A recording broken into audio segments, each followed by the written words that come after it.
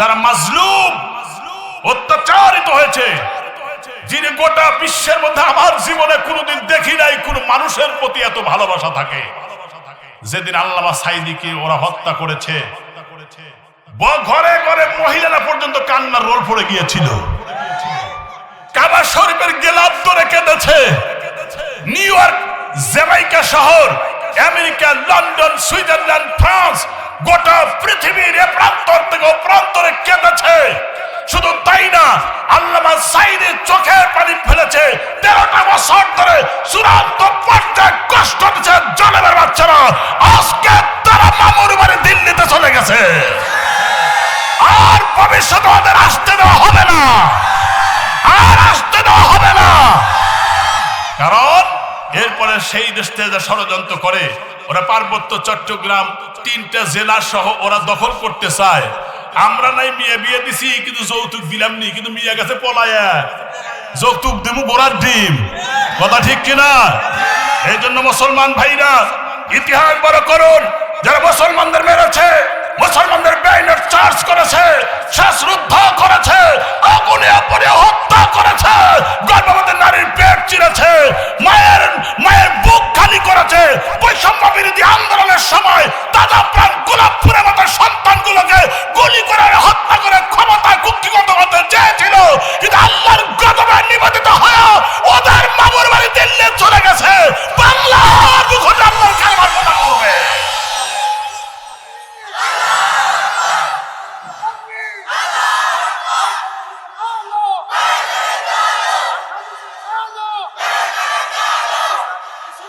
প্রিয় ভাইয়ের আমার, আগে কোরআনের মাহফিল করতে পাস লাগতো, থানায় ঘুষ দেওয়া লাগতো, ঠিক কিনা? আবার সেলাসা মুন্ডারা, চামচারা, হ্যাঁ, এরাও মাহফিল গুলো বন্ধ করে দিত, ঠিক কিনা? ভবিষ্যতে যদি মাহফিল বন্ধ করতে আসে, কথা হলে 2 হাত করে একটা ছোট ছোট গায়টালা বাঁশ কাটবে। যারাই কোরআন মাহফিল বন্ধ করতে হবে, মাজার হাড্ডি খুলে ফেলা দিবেন সমান সমান। কারণ আল্লাহর কোরআনের দাওয়াত গোটা পৃথিবী পরিব্যাপ্ত হবে, একে বাধা দেওয়ার ক্ষমতা কারণ নাই। যারা বাধা দিয়েছে তারাই আস্থা করে নিক্ষিপ্ত হয়েছে। এজন্য কোরআনকে যত সম্মান করবে, আলেমদেরকে দেখা সম্মান করা, এটা ঈমানের অংশ। ইন্নাল্লাহা ওয়া মালাইকা আহলুস সামাওয়াতি ওয়াল আরদ হাত্তা নামলাতুন ফি হুজুরিহা। রাসূল বলেছেন, আকাশের ফেরেশতারা, জমিনে যা আছে, নদী নালা, সমুদ্রের মাছ পর্যন্ত আলেমদের জন্য দোয়া করে। আইনুল ইয়াকিন, দেখে বিশ্বাস করা, ইয়াকিনু বিল গায়ব, এবং অদৃশ্যের প্রতি বিশ্বাস করা, ইয়াকিনু। তারপরে বাসুল ইয়াকিন, আকস্মিক হঠাৎ বিশ্বাসের নাম হচ্ছে ঈমান। আসেন এখন ঈমান মৌলিক যে দুইটা, ইন্নামাল মুমিনুনা আল্লাযীনা আমানু বিল্লাহি ওয়ার রাসূলিহি। আল্লাহ পাক বলছেন যে ঈমান তো তারা মূলত যাদের আল্লাহ তার রাসূলের প্রতি দৃঢ় বিশ্বাস আছে, তারাই হচ্ছে প্রকৃতপক্ষে ঈমানদার। আচ্ছা, এটাও বুঝলাম, ঈমান যদি আমি আনি তাহলে আমি হব শ্রেষ্ঠ। ঈমানের পাওয়ার হলো এক। ঈমান ছাড়া আমলের কোনো দাম নাই। সোজা কথা, আপনি যত নামাজ পড়েন, রোজা করেন, যাকাত দেন, দান খয়রাত করেন, মসজিদ বানান, মাদ্রাসা বানান, এটা দিয়ে পরকালে আপনি নাজাতের ফয়সালা পাবেন না যদি আপনার ঈমান না থাকে, যদি বিশ্বাস না থাকে। তো এই বিশ্বাস, ঈমানের পাওয়ার এক। আর 1 নম্বর যদি আপনার সহি থাকে, শুদ্ধ থাকে, পরিচ্ছন্ন থাকে, নিট অ্যান্ড ক্লিন থাকে, ফ্রেশ থাকে, তাহলে একের পরে আপনি যদি একটা নেক আমল করেন, একের ডানে যদি একটা শূন্য দেন, কয় হলো? 10। আর একটা শূন্য দিলে 100, আর একটা দিলে 1000, আর একটা দিলে 10,000। আমি তো অঙ্কে খুব পাকা দেখতেছি। তার মানে একের পরে যত শূন্য আসবে তার সংখ্যার দাম বা ভ্যালুয়েশন আছে, কিন্তু এক না দিয়া যদি 112 শূন্য লাগাই, তার কোনো দাম আছে? তাহলে বোঝা গেল ঈমান ছাড়া আমলের কোনো দাম নাই। আরো সহজ করে দিই, ঈমান যদি থাকে তাহলে ঈমানের কারণে আপনি জান্নাতি হবেন। যে কোনো আমলের উসিলায়, যে কোনো নেক আমল যদি আল্লাহর কাছে খুব প্রিয় হয়, কাছের হয়, পছন্দ হয়, ইখলাসপূর্ণ হয়, তাহলে আপনি আমলের দ্বারা জান্নাতে যেতে পারবেন। যেমন একজন মহিলার জীবনে পড়েছি, এটা আবার বুখারী হাদিস। হাদিসটা হচ্ছে, মেয়েটা একবার আসার সময়, মেয়েটা আবার পাপিষ্ট মেয়ে, দেহ ব্যবসা করে খায়। এই মেয়ে আসার সময় দেখলো একটা নিকৃষ্ট প্রাণী, সে কূপের দিকে বারবার উকি ঝুঁকি মারছে। মেয়েটার ধারণা হইল নিশ্চয়ই পিপাসায় লেগে পানি তালাশ করতেছে, যার কারণে পানি তো অনেক তলে নিচে, এই জন্য সম্ভব না। এ কারণেই তিনি ওড়নার সাথে একটা মোজা বাঁধলেন, এটা হলো চামড়ার মোজা, বেঁধে নিচে দিয়া পানি ভর্তি করে তুলে কুকুরকে এই পানি পান করার কারণে আল্লাহ তাআলার কাছে এত পছন্দ হয়েছে, যার কারণে এই মেয়েটাকে আল্লাহ তামাম জীবনের গুনাহ মাফ করে জান্নাতের ফায়সালা করেছে। কারণ এই মেয়েটার ঈমান, আল্লাহ পরকালের প্রতি ঈমান ছিল। আর আরেকজন মহিলা সারা জীবন মানুষের খেদমত করেছে, আত্মমানবতার সেবা করেছে, শিশুদের খেদমত করেছে। সারা জীবন সে বিয়েই করেনি। কেন? বিয়ে করলে ব্যস্ততা বাড়বে, সেবায় বিঘ্নিত হবে, এ কারণে বিয়ে শাদীও করে নাই। এই মেয়েটা নাম হলো মাদার তেরেসা। নাম শুনে যারা ইতিহাস পড়ছেন তারা বুঝবেন, নাম শুনেই বুঝতেছেন যে জান্নাত পাবে কি পাবে না। তার মানে পাওয়ার সম্ভাবনা নাই। কেন? এক নম্বর জিনিস তার মধ্যে নাই। আবার আরেকটা হাদিসে আসছে, একজন লোক, সেই লোকটা মৃত্যুর সময় তার সন্তানদেরকে ওসিয়ত করে যাচ্ছে, বাবা আমি তো মারাই যাব, মারা গেলে পরে তোমরা পুরাইয়া ছাই বানাইয়া, কিছু ছাই যেখানে নদী প্রচন্ড বাতাসের বেগ থাকে সেখানে আস্তে আস্তে উড়াই দিও, আর কিছু জায়গায় জায়গায় পুঁতে রেখো। কারণ আমি যত পাপ করেছি আমার জীবনে, যত অন্যায় পাপ সংগঠিত হয়েছে আমার জীবনে, তো আল্লাহ তো পরকাল বিচার করবেই। যদি ধরে তাহলে তো আমার উপায় নাই, এদের ছাই বানায় পোড়ায় উড়ায় দিও, যাতে করে আল্লাহ আমার খুঁজে না পায়। চিন্তা করছেন? বলেন আল্লাহর চোখ ফাঁকি দেওয়ার সুযোগ আছে? লোকটা মারা যাওয়ার পরে তার সন্তানেরা তাই করল। কিন্তু আল্লাহ রাব্বুল আলামিনের সৃষ্টি করতে পুনরায় সময় লাগে না, কারিগর লাগে না, কারো সহযোগিতা লাগে না। আল্লাহ পাক নির্দেশ দিলেন, হয়ে গেলেন। এরপরে মালিক জিজ্ঞাসা করলেন, তুমি ওসিয়ত কেন করেছিলে বলো? তখন ডাক দেয়া বলল, আল্লাহ তোমার ভয়ে ওসিয়ত করেছিলাম, কারণ তুমি তো বিচার করবে, এটা কোরআনে আছে না নাই? আল্লাহ পাক বলেন, ওয়ানাদউল মাওয়াজিনাল কিসত লিয়াউমিল কিয়ামা ফালা তুযলামু নাফসুন শাইআ ওয়া ইন কানা মিসকালা হাববাতিন মিন খরদালিন আতাইনা বিহা ওয়া কাফা বিনা হাসিবিন। আল্লাহু আকবার বলেন। আল্লাহ পাক বলেন, আমি নেকি আর প্রতি ওজনের নিমিত্তে ইনসাফের পাল্লা স্থাপন করব, বিচারের পাল্লা আমি আল্লাহ স্থাপন করব। আমি আল্লাহ ওই দিন জুলুম করব না, অবিচার করব না। দুনিয়ার মানুষ জুলুম করে, অত্যাচার করে। যদি কোনো মানুষ চাকরির জন্য দরখাস্ত করে, অ্যাপ্লিকেশন করে, দেখবেন যে ভেরিফিকেশনে আসার পরে দেখে যেটা সরকারি দল করে না, আমার দল করে না, এই জন্য তাকে স্কুটিং আউট করা হয়, ঠিক কিনা? এটা হলো এক ধরনের জুলুম যা বিগত আমলে হয়েছে। প্রিয় ভাইয়ের আমার, এই জুলুম আল্লাহ করেন না, স্বজন প্রীতি আল্লাহ করেন না। আল্লাহ পাক বলেন, আমি তো ওই দিন কোনো জুলুম করব না। ইন্নাল্লাহা সারিউল হিসাব, আমি আল্লাহ অতি দ্রুত বিচার করতে সক্ষম। তবে শুনে রাখো, ওই দিন বিচারে যারা ঠেকে যাবে, নেকির পাল্লা যারা যাদের হালকা হয়ে যাবে, ওই ব্যক্তিরা বিআয়াতিনা ইয়াযলিমুন, ওরা জানে আমার জুলুমের কারণে ওদের চূড়ান্ত পর্যায়ে কষ্ট হবে সেই দিন। এজন্য আল্লাহ পাক বলছেন, পরকালে তো আমি বিচারের পাল্লা স্থাপন করবই। আমার বুঝে আসে না ভাই, মানুষ কেন আনন্দ ফুর্তি করে? দুনিয়া একদম কম সময়ের জন্য। রাসূল বলছেন, দুনিয়া কলিল ফালিয়াদহাকু ফিহা। আমি কিন্তু যতক্ষণ কথা বলবো হাদিস কোরআন আলোকে বলবো ইনশাআল্লাহ। আমি আবার খালি কাহিনী দিয়ে আওয়াজ করি না, এই অভ্যাস আমার নাই। আর দুনিয়া কলিল ফালিয়াদহাকু ফিহা, দুনিয়া খুবই স্বল্প সময়ের জন্য। মানুষ হাসে, আনন্দ করে, ফুর্তি করে, ফেস্টিভ্যাল করে। ও জানে না যে দুনিয়ার শুরু আছে, তার পরিসমাপ্তিও আছে, কিন্তু পরকালের শুরু আছে যার কোনো পরিসমাপ্তি নাই। ফাইদান কাতাআতিদ দুনিয়া ওয়া সারু ইলাল্লাহ, যেদিন এই দুনিয়া ছেড়ে আল্লাহর সান্নিধ্যে চলে যাবে, দুনিয়ায় আমল না করার কারণে, ফাল ইয়াস্তানিফুল বুকা লা ইয়ানকাতু আবাদা, ওদের সেদিন কান্না শুরু হবে, জীবনের কান্না বন্ধ হবে না। এমন ভয়ঙ্কর দিন সামনে আছে না নাই?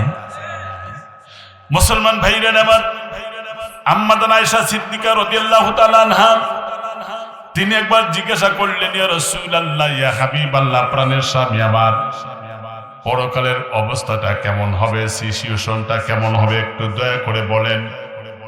নবীজি বলেন, আয়েশা রে, ইয়াকুলু ইয়াহশুরুন নাস ইয়াউমাল কিয়ামাহ হুফাতান উরাতান গুরলান। আয়েশা রে, পরকালের এমন অবস্থা হবে, সমস্ত মানুষদেরকে তোলা হবে খালি পায়ে, উলঙ্গ অবস্থায়। আল্লাহু আকবার বললেন না? প্রত্যেকটা মানুষ, নবীজির স্ত্রী বললেন, আর রিজাল ওয়ান নিসাউ জামিআ, নারী আর পুরুষরা কি এইভাবে একত্রিত হবে নাকি? কবে দিন নারী আর পুরুষরা কি এভাবে একত্রিত হবে? কয় জি হবে। আম্মা জান বললেন, ইয়ানজুরু বা'দুহুম ইলা বা'দ, ও আল্লাহর পয়গম্বর, যদি একজন মানুষ আর একজন মানুষের দিকে তাকায়, তাহলে কেউ যদি যৌন অঙ্গ দেখে ফেলে দেয়, তাহলে কি পরিস্থিতি হবে? ফাকাল রাসূলুল্লাহ সাল্লাল্লাহু আলাইহি ওয়াসাল্লাম, নবীজি বললেন, ইয়া আয়েশা, আল আমরু আশাদ্দু মিন আইয়ানজুরা বা'দুহুম ইলা বা'দ। আয়েশা রে, ওই দিন একজন মানুষ আর একজন মানুষের দিকে তাকান তো দূরের কথা, ভয়ের কারণে ওদের চক্ষুটা স্থির হয়ে যাবে, এমনকি উপরের দিকে তাকায় থাকবে 1 বছর নয়, 1 সপ্তাহ নয়, 1 মাস নয়, 2 মাস নয়, 1 বছর নয়, 2 বছর নয়, 10 বছর না, 20 বছর না, বরং উপরের দিকে তাকায় থাকবে 40টা বছর। 40 বছর পর্যন্ত উপরের দিকে যখন তাকাবে, ভয়ের কারণে গর্দান বাঁকা হবে না, ডানে তাকাতে পারবে না, বামেও তাকাতে পারবে না। দেখা তো দূরের কথা, এমন ভয়ঙ্কর দিন আমাদের সামনে আছে না নাই? এটা তো হাদিস বললাম, তাহলে এর সাথে কোরআনের আয়াত মিলান। আল্লাহ রাব্বুল আলামিন বলেন, ফাইযা বারিকাল বাসার ওয়া খাশাফাল কমার ওয়া জুমিআশ শামসু ওয়াল কমার। আল্লাহ পাক বলেন, শোনো, যখন চাঁদ আর সূর্য আলো হারিয়ে ফেলবে, চক্ষুটা স্থির হয়ে যাবে, ডানে তাকাতে পারবে না, বামেও তাকাতে পারবে না, সমস্ত আলোগুলো নিষ্প্রভ হয়ে যাবে, নিভিয়ে যাবে, এমন ভয়ঙ্কর হবে। ও নবী, সেই দিন দেখবেন লোকেরা হাসরের ময়দানে মানুষেরা মাতালের মতো, পাগলের মতো ছুটাছুটি করবে, তারা অস্থিরতায়, বিষণ্ণতায় ভুগতে থাকবে। শুনে রাখো, ওই দিন এমন অবস্থা হবে, পাগলের মতো তারা দৌড়াতে থাকবে। ওয়ামা হুম বিসুকারা, আসলে তারা পাগল ছিল না, ওয়ালাকিন্না আযাবাল্লাহি শাদীদ। আল্লাহু আকবার। সেই দিন কঠিন যন্ত্রণাদায়ক জাহান্নামের শাস্তির ভয়ে তারা চূড়ান্ত পর্যায়ে অস্থিরতায়, বিষণ্ণতায়, মাতালের মতো, উদ্ভ্রান্তের মতো ছুটাছুটি করবে। সেই দিন বোঝা যাবে অহংকার কারে বলে। কত মানুষ অহংকার দেখাইল, খালি কইছে খেলা হবে। এখন খেলার মাঠ আছে কিন্তু খেলোয়াড় নাই, কথা ঠিক কিনা? এই জন্য বলে, আইনাল মুতাকাব্বিরুন, কোথায় সেই দাম্ভিক, কোথায় সেই অহংকার? দাম্ভিকতা আল্লাহ পছন্দ করে না, অহংকার আল্লাহ পছন্দ করে না। কারণ ফেরাউন অহংকার করেছিল, ঠিক কিনা? 3 দিক থেকে পরিবেষ্টন করেছে মুসা নবী তার সাথীবর্গ সহ, আর সামনে তো নীল দরিয়া, যদি পড়ে যায় প্রাণীর খোরাক হওয়া লাগবে। যারা নতুন ঈমান এনেছিলেন তারা বললেন, মুসা, নেতাকে তো কর্মীরা যেভাবে বলে সেভাবে বললেন, মুসা, আল্লাহর নবী, আপনি আমাদের নেতা, এখন তো আমরা গ্রেফতার হয়ে গেলাম। ফালাম্মা তারা আল জামআন যখন জমা হয়েছিল, একত্রিত হয়েছিল ওই নীল দরিয়ার তীরে, ডানেও শত্রু, বামেও শত্রু, পিছনেও শত্রু, সামনে বিক্ষুব্ধ তরঙ্গমালা একটার পর একটা আশ্রয়ে পড়তেছে, এর মধ্যে পড়ে গেলে মরা ছাড়া কোনো উপায় নাই। তো ওই মুহূর্তে বললেন ইন্না লামুদরাকুন, আমরা তো ধরা খেয়ে গেলাম, আমরা গ্রেফতার হয়ে গেলাম। আল্লাহ নবী মুসা আলাইহিস সালাম সান্ত্বনা দিলেন কর্মীদেরকে, কাল্লা না, লা ইন্না মাইয়া রাব্বি সাইয়াহদিন, না ভয় নাই, চিন্তা নাই, পেরেশান হয়েও না, চিন্তিত হয়ে না, অস্থিরতায় ভোগো না, কারণ আমার আল্লাহ রব্বুল আলামিন আমাদের রাস্তার ব্যবস্থা করে দিবে।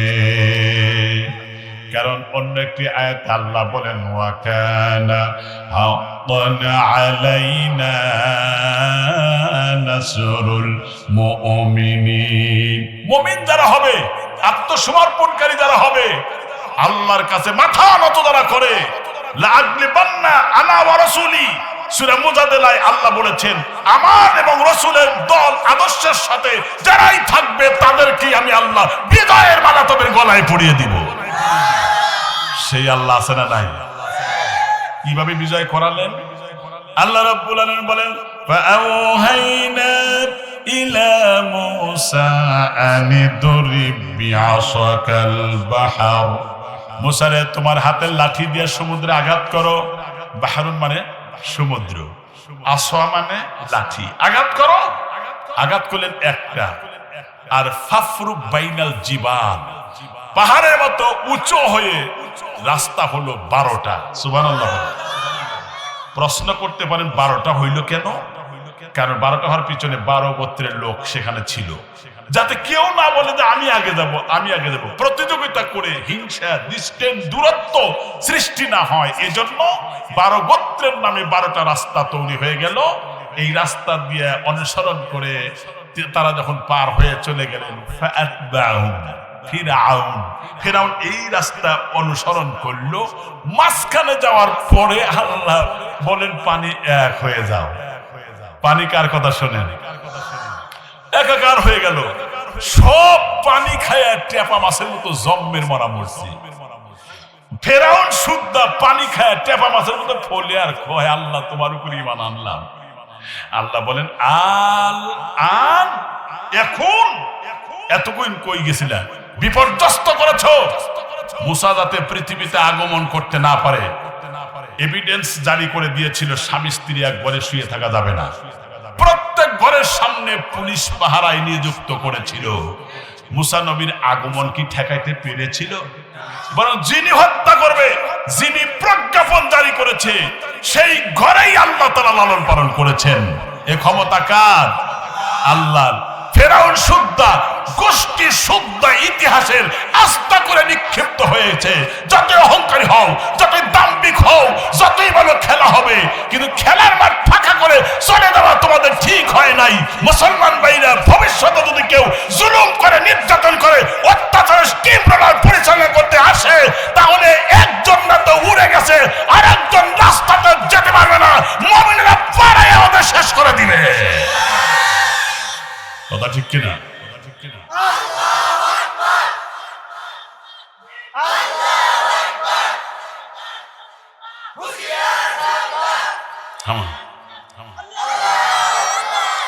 ধন্যবাদ দিচ্ছি ওই ছেলেটাকে আমি।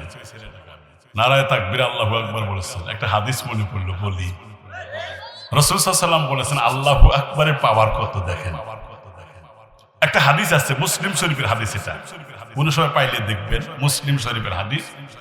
হাদিসে আসছে যে এক ব্যক্তির আমল নামা নথি হবে, ফাইল হবে 99টা। কয়টা? 99টা। একটু বাড়াটা না দিও বাবা, 99টা। এর মধ্যে সাহাবী জিজ্ঞাসা করলেন, হুজুর এক একটা ফাইল কত বড় হতে পারে? রাসূল বললেন একটা ফাইল হবে জমিন থেকে আসমান পর্যন্ত। আবার যদি কোরআন যদি একটাই যদি এত বড় হয়, আর গুলা কোনে থুবো? প্রশ্ন আসতে পারে না? কিন্তু আল্লাহ কি জায়গার অভাব আছে? দেখেন, এই যে পৃথিবীর থেকে সূর্যের দূরত্ব কত মাইল বলেন তো? আর কত? Thank you very much. ধন্যবাদ। বোঝার যে লোক আছে, মানে শিক্ষিত মানুষ না, আলহামদুলিল্লাহ। 9,30,00,000 মাইল দূরে আছে। 13 লক্ষ পৃথিবীর সমান হলো সূর্য।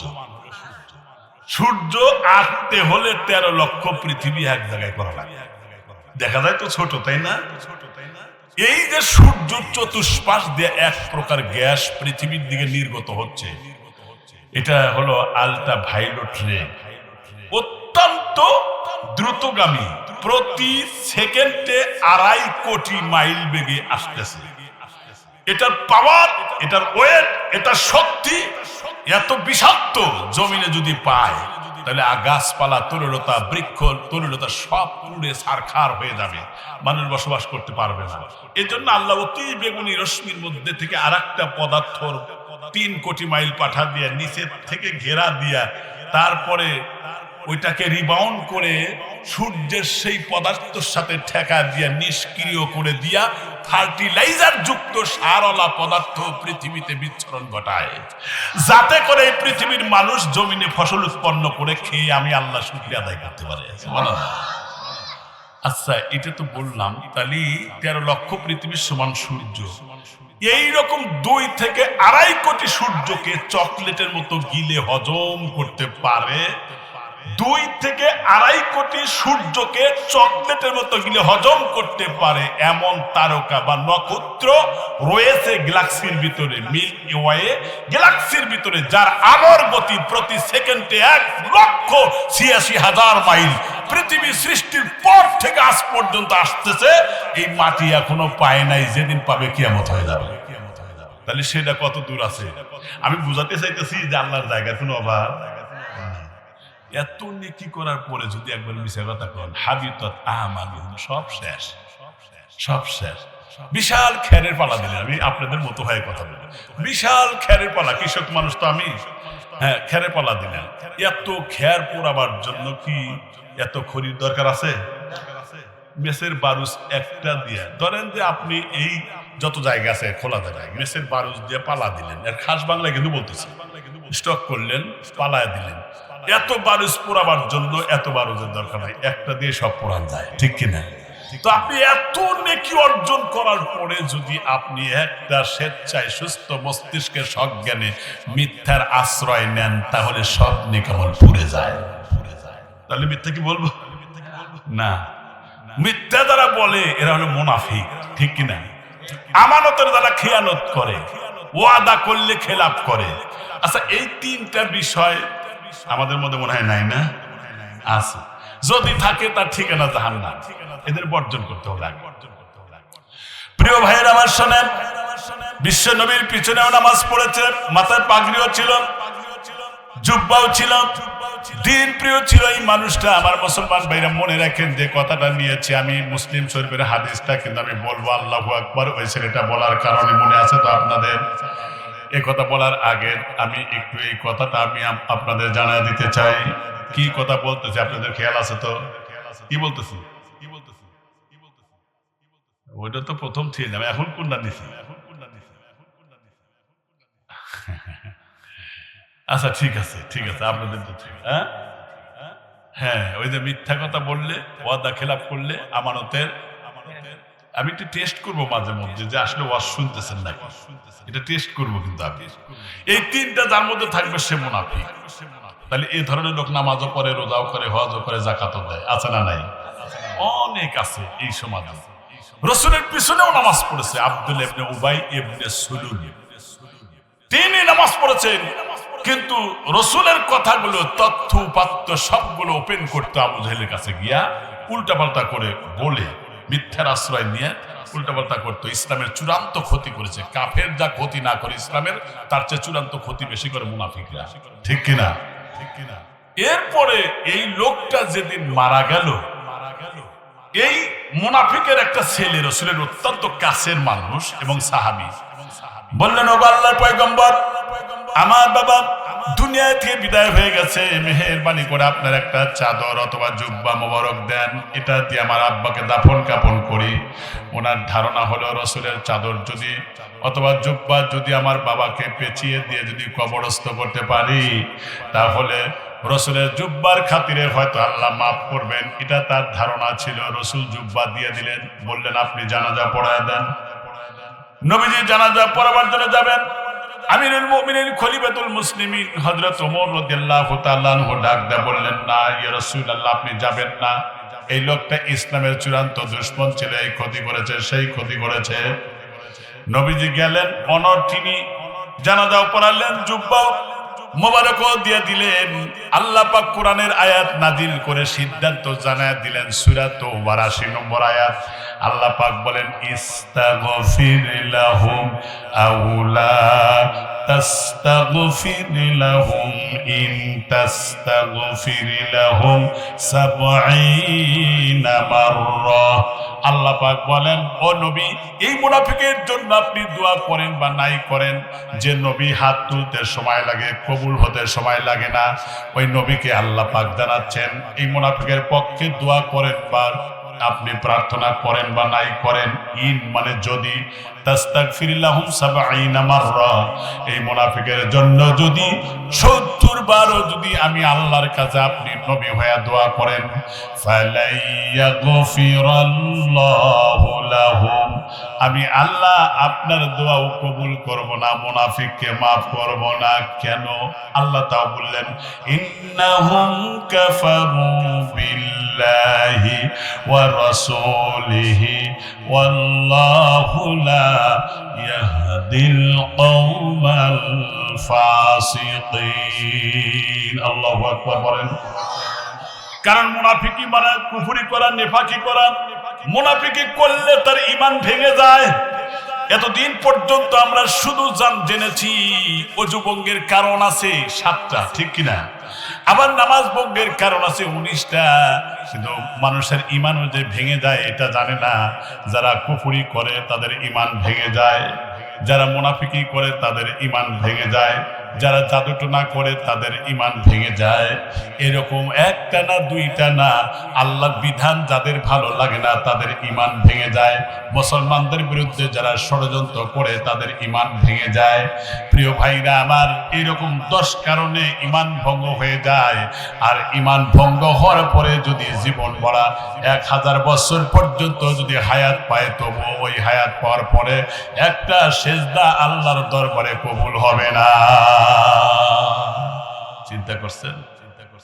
প্রিয় ভাইরা আমার, এই মুনাফিকের জানাজা তো পড়ান যাবেই না। আল্লাহ বললেন, ওয়ালা তুসাল্লি আলা আহাদিম মিনহুম মাতা আবাদা ওয়ালা তাকুম আলা কবরিহি। ও নবী, ভবিষ্যতে জানাজা তো দূরের কথা, মুনাফিকদের কবরের পাশেও আপনি দাঁড়াবেন না। কে বললেন? আল্লাহ বললেন। কথা বলে, মিথ্যা কথা বলে, ওয়াদা করলে খেলাপ করে, আমানতের খেয়ানত করে, ইসলামের বিরুদ্ধাচরণ করে, কবরের শক্তির সাথে, তাগুতি শক্তির সাথে সে থাকে। ওই কাউযিদু আলা যালিম, কোন মানুষ যদি জালেমকে সহযোগিতা করে, জালেমের শক্তি বৃদ্ধি করে, জালেমের অনুসরণ করে, জালেমের কর্মী হয়, জালেম যেমন জাহান্নামী হবে, কর্মী হয়েও সে জাহান্নামে চলে যাবে। এই জন্য ভালো মানুষকে অনুসরণ করতে হয়, ঠিক কিনা? মান তাশাব্বা কওমি ফাহুয়া মিনহুম, বুখারী হাদিস। তাই না হুজুর? মান তাশাব্বা কওমি ফাহুয়া মিনহুম, যে যার সাথে ওঠা বসা, চলাফেরা, যার সাথে যার ভালোবাসা। চাটা সরান, তাহলে সরান। আমার মাহফিলে কাউকে চা খাইতে দিব না, আমি খাবো না। সরান চা। কোরআনের মাহফিলে ওয়াজ করব, কোরআন হাদিস বলবো, আর সেখানে চা খাবেন, চূড়ান্ত বেয়াদবি। অন্তত আমার মাহফিলে করতে দেই না আমি। কারণ কোরআনকে যত ইজ্জত দিবেন তত আল্লাহ আপনার ইজ্জত বাড়াবেন। কোরআনকে অসম্মান করবেন, আল্লাহ আপনাকে লাঞ্ছিত করবেন। এটার নাম কোরআন। আর সেই মাহফিলে আলোচনা হচ্ছে। এখন আর একটা কথা মনে পড়লো, বলি। ইন্ডিয়ায় একসময় অনেক আগের ঘটনা, এই ঘটনাটা পড়ছিলাম আমি মাসিক মদিনায়। এটা সম্পাদক ছিলেন আল্লামা মহিউদ্দিন খান মরহুম মকবুল। ওই সিরাত সংখ্যায় তুলে ধরেছিলেন যে ইন্ডিয়ায় এক এরিয়ার মধ্যে এতই মূর্খ ছিল, আলেম ওলামা হাফিজ কারি শিক্ষা কোনো ছিল না। মানুষ মারা গেলে দাফন কাফন কেমনে করতে হয় এটাও জানে না। আমার বন্ধুগণ, শেষ পর্যন্ত একটা লোক মারা গেছে, রাস্তায় দাঁড়ায় সবাই কাঁদতেছিল। প্রিয় ভাইরা আমার, খেয়াল করেন কথাটা, যেহেতু মনে হয়েছে বলি।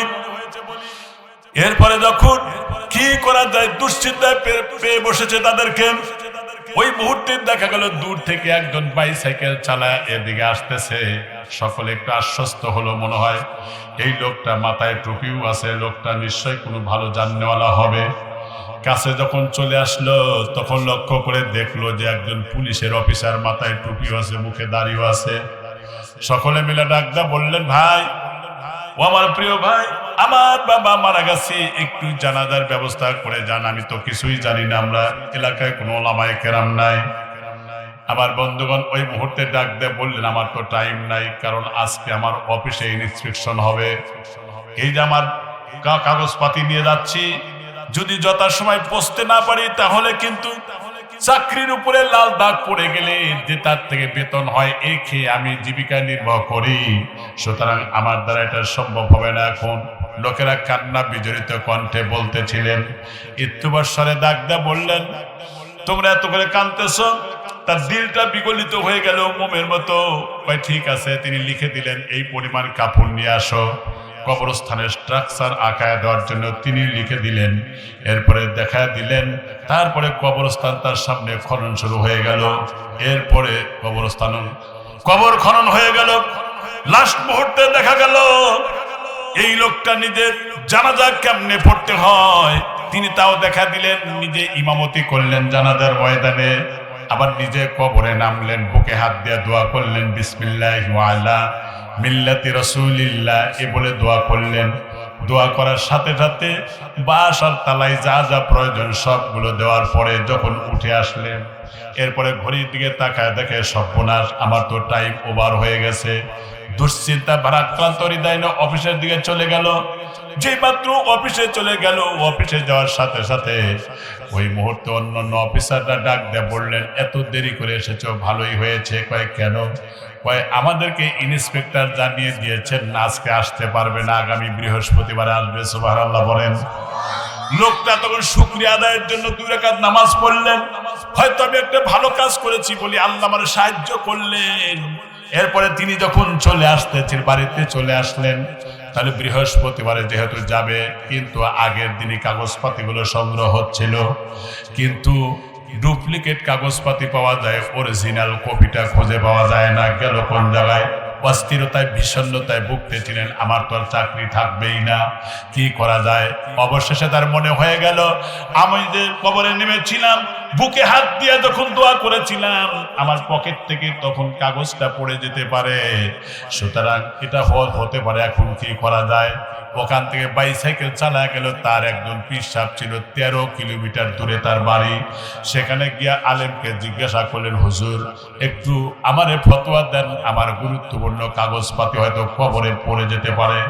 যেই কবরে 5 দিন আমি নিজে নেমেছিলাম 5 দিন আগে, এখন সেই কবর খনন করে আমার জিনিসটাকে দেখতে পারি নাকি?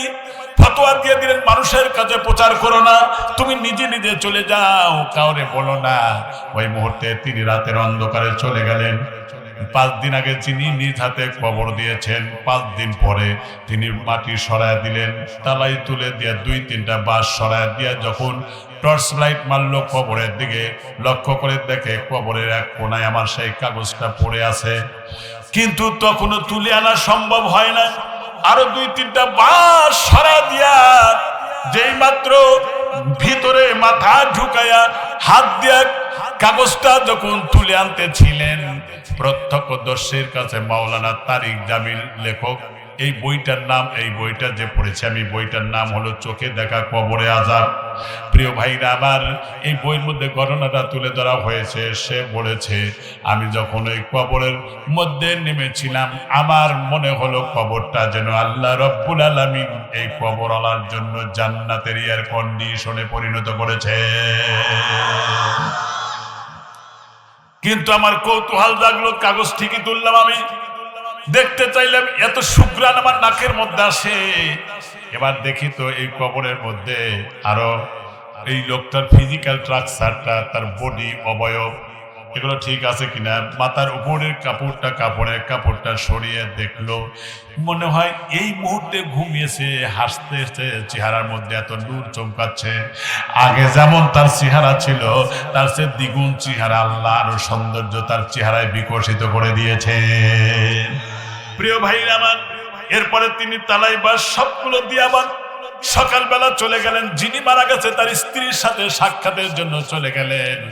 সেখানে গিয়া ডাক দেয়া বললেন, অমুকের স্ত্রী, জি আমি তো হাজির, বলেন তো দেখি আপনার দাম্পত্য জীবন কতদিন হলো হয়েছে? তাও সুদীর্ঘ 1 বছর নয়, 2 বছর নয়, সুদীর্ঘ 23টা বছর ধরে আমার দাম্পত্য জীবন হয়েছে। অফিসার বললেন, তোমার কি মনে পড়ে এমন কথা যে এমন কি গুরুত্বপূর্ণ আমল করতো তোমার স্বামী? ডাক দিয়ে বলেন, না না না, সুদীর্ঘ 23টা বছরের মধ্যে আমার জীবনে একবারও তো দেখি নাই নামাজ কালাম হজ জাকাত এগুলোর মধ্যে ছিল না। কিন্তু অফিসার তখন শাহাদাত আঙ্গুল দাঁতের নিচে দিয়ে কামড়াচ্ছিলেন আর চিন্তা করতেছিলেন, তাহলে এমন হইল কেন? অবশেষে ঘরের মধ্যে থেকে আওয়াজ দিয়ে বলল, স্যার, আমার দীর্ঘ দাম্পত্য জীবনে একটা দৃশ্য আমি দেখেছি। যেদিন আমি গভীর রাত্রে জাগ্রত হয়েছি, যতবার জাগ্রত হয়েছি একটা দৃশ্য দেখেছি যে আমার স্বামীর কাছে একটা বই আছে, সাদা কাপড় দিয়ে পেঁচানো। আমি দেখতাম ওই বইটা নিয়ে বুকে জড়িয়ে ধরতো, চুমো খেত, কখনো বইটা খুলে দিয়ে আঙ্গুলটা ইশারা করে চলে যেত। আমি দেখতাম দর বিগলিত হয়ে চোখের পানি ছেড়ে দেখাতেন। যতদিন পর্যন্ত দেখেছি আমি এই দৃশ্য দেখেছি। স্যার বললেন, দেখো তো সেই বইটা আছে নাকি? ঘরের মধ্যে থেকে আওয়াজ দিল, হ্যাঁ বইটা এখন আছে। বইটা পাঠিয়ে দেন। বইটা যেই মাত্র পাঠিয়ে দেওয়া হলো, উপরের কাপড়টা সরায় দিয়া বইটা খুলে হু হু করে কেঁদে ফেললেন। আল্লাহু আকবার বলেন। হু হু করে কেঁদে ফেললেন আর বললেন, আহারে। এই শব্দটা উচ্চারণ করার পরে তারপরে মেয়েটা বলল, এই বই ধরে আমার স্বামী কাঁদতেন, আবার এই বই ধরলেন আপনি কাঁদছেন, কিন্তু এই বই আমি ধরলাম, আমার তো কোনো অল্টারেশন পরিবর্তন এলো না, কান্না এলো না। স্যার একটু দয়া করে বলেন তো, আমার স্বামী যে বইটাকে ভালোবেসেছেন এই বইটা কি? কামদেয়ার বলে, ও মেয়েরা, তোমরা জানো না এই বইটা ত্রিপঠিক না, সাংবেদ না, অথর্ববেদ না, রামায়ণ না, মহাভারত না, গীতা না, বাইবেল না, নিউ টেস্টামেন্ট না, ওল্ড টেস্টামেন্ট নয়, এক্সোডাস নয়, প্রেস নয়, পৃথিবীর অন্য কোনো ধর্ম অবলম্বী ধর্মের বই না। তোমার স্বামী পড়া জানে নাই, কিন্তু মহব্বত করেছে যেই বইটা, এটা হলো আল্লাহ পাকের কোরআনুল কারীম। এই কোরআনকে মহব্বত করার কারণে তোমার স্বামীর কবরটা জান্নাতের এয়ার কন্ডিশন হয়ে গেছে। এই জন্য কোরআনকে তারা ইজ্জত দিবে, আল্লাহ তার ইজ্জত বাড়ায় দেন। সুবহানাল্লাহ। কোরআনের দিকে যদি তাকান তাও আপনার সওয়াব, কোরআনকে চুমো দেন তাও আপনার সওয়াব। আল কোরআন শাফিউন মুশাফফা, কোরআনের সুপারিশ আল্লাহর দরবারে গ্রহণযোগ্যতা পাবে। শুধু তাই না, মান জাআলা আমামা কামাহু ইলাল জান্নাহ, যে কোরআন দিয়ে ব্যক্তি চালাবে, পরিবার চালাবে, সমাজ চালাবে, রাষ্ট্র চালাবে, অর্থনীতি, সমাজনীতি, রাজনীতি, সর্বত্রই যারা কোরআন যারা মেনে চলবে সে আল্লাহর জান্নাতে চলে যাবে। জার্মানির একজন খ্রিস্টান, তিনি ইসলাম এবং কোরআনকে খুব ঘৃণার চোখে দেখত। তিনি চিন্তা করলো যে সব ধর্ম সম্পর্কে আমার পাণ্ডিত্য আছে, কিন্তু একটু দেখতে চাই কোরআনের মধ্যে কি আছে, একটু পড়ে দেখি। তিনি বিসমিল্লাহ বা থেকে শুরু করে সূরা নাসের সিন পর্যন্ত বাস ইন টোটাল আপাতমস্তক তিনি অধ্যয়ন করলেন। লাস্টে একটা বই লিখলেন, বইয়ের হেডলাইন দিলেন কি? এই বইটার নাম হলো দি ট্রুথ অফ ইসলাম, মানে সত্য ধর্ম ইসলাম। সুবহানাল্লাহ বলেন। দিয়া তিনি হেডলাইন করলেন, this is the holy Quran, there is no doubt. এটা যে আল্লাহর কোরআন তাতে সন্দেহ নাই। Who the man reverently the holy Quran, he will be much sure successful. যে ব্যক্তি কোরআন মানবে জীবনের সব জায়গায় সে সফল কাম হয়ে যাবে। The crown and glory, life and character, মানুষের জীবনের সবচেয়ে দামি সম্পদ হলো চরিত্র। আর কোরআনের কাছে যত আসবে তত চরিত্রবান হবে, কোরআনের কাছে যত আসবে তত বিনয়ী হবে, কোরআনের কাছে যত আসবে তত পরোপকারী হবে। আত্মকেন্দ্রিক হতে পারে না, কারণ কোরআন হচ্ছে সার্বজনীন কিতাব। সুবহানাল্লাহ। এর নাম কোরআন। রাসূল বলেছেন, হাদিস আসছে, যখন জান্নাতের দরজার সামনে দাঁড়াবে বান্দা, ইযাহিরু মিন, মুসলিম শরীফের হাদিস, ইযাহিরু মিন বাতনিহা ওয়া বাতনিহা মিন ইযাহিরু, জান্নাতের ভিতরে আকর্ষণীয়, মনোমুগ্ধকর, চিত্তাকর্ষক দৃশ্যাবলী সব দিবালোকের মতো স্পষ্ট দেখতে পাবে, কিন্তু ঢুকতে পারবে না। আল্লাহ বলবেন যাও ঢোকো। সে বলবে আল্লাহ ঢুকবো কেমনে, এ তো তালাবদ্ধ করা আছে।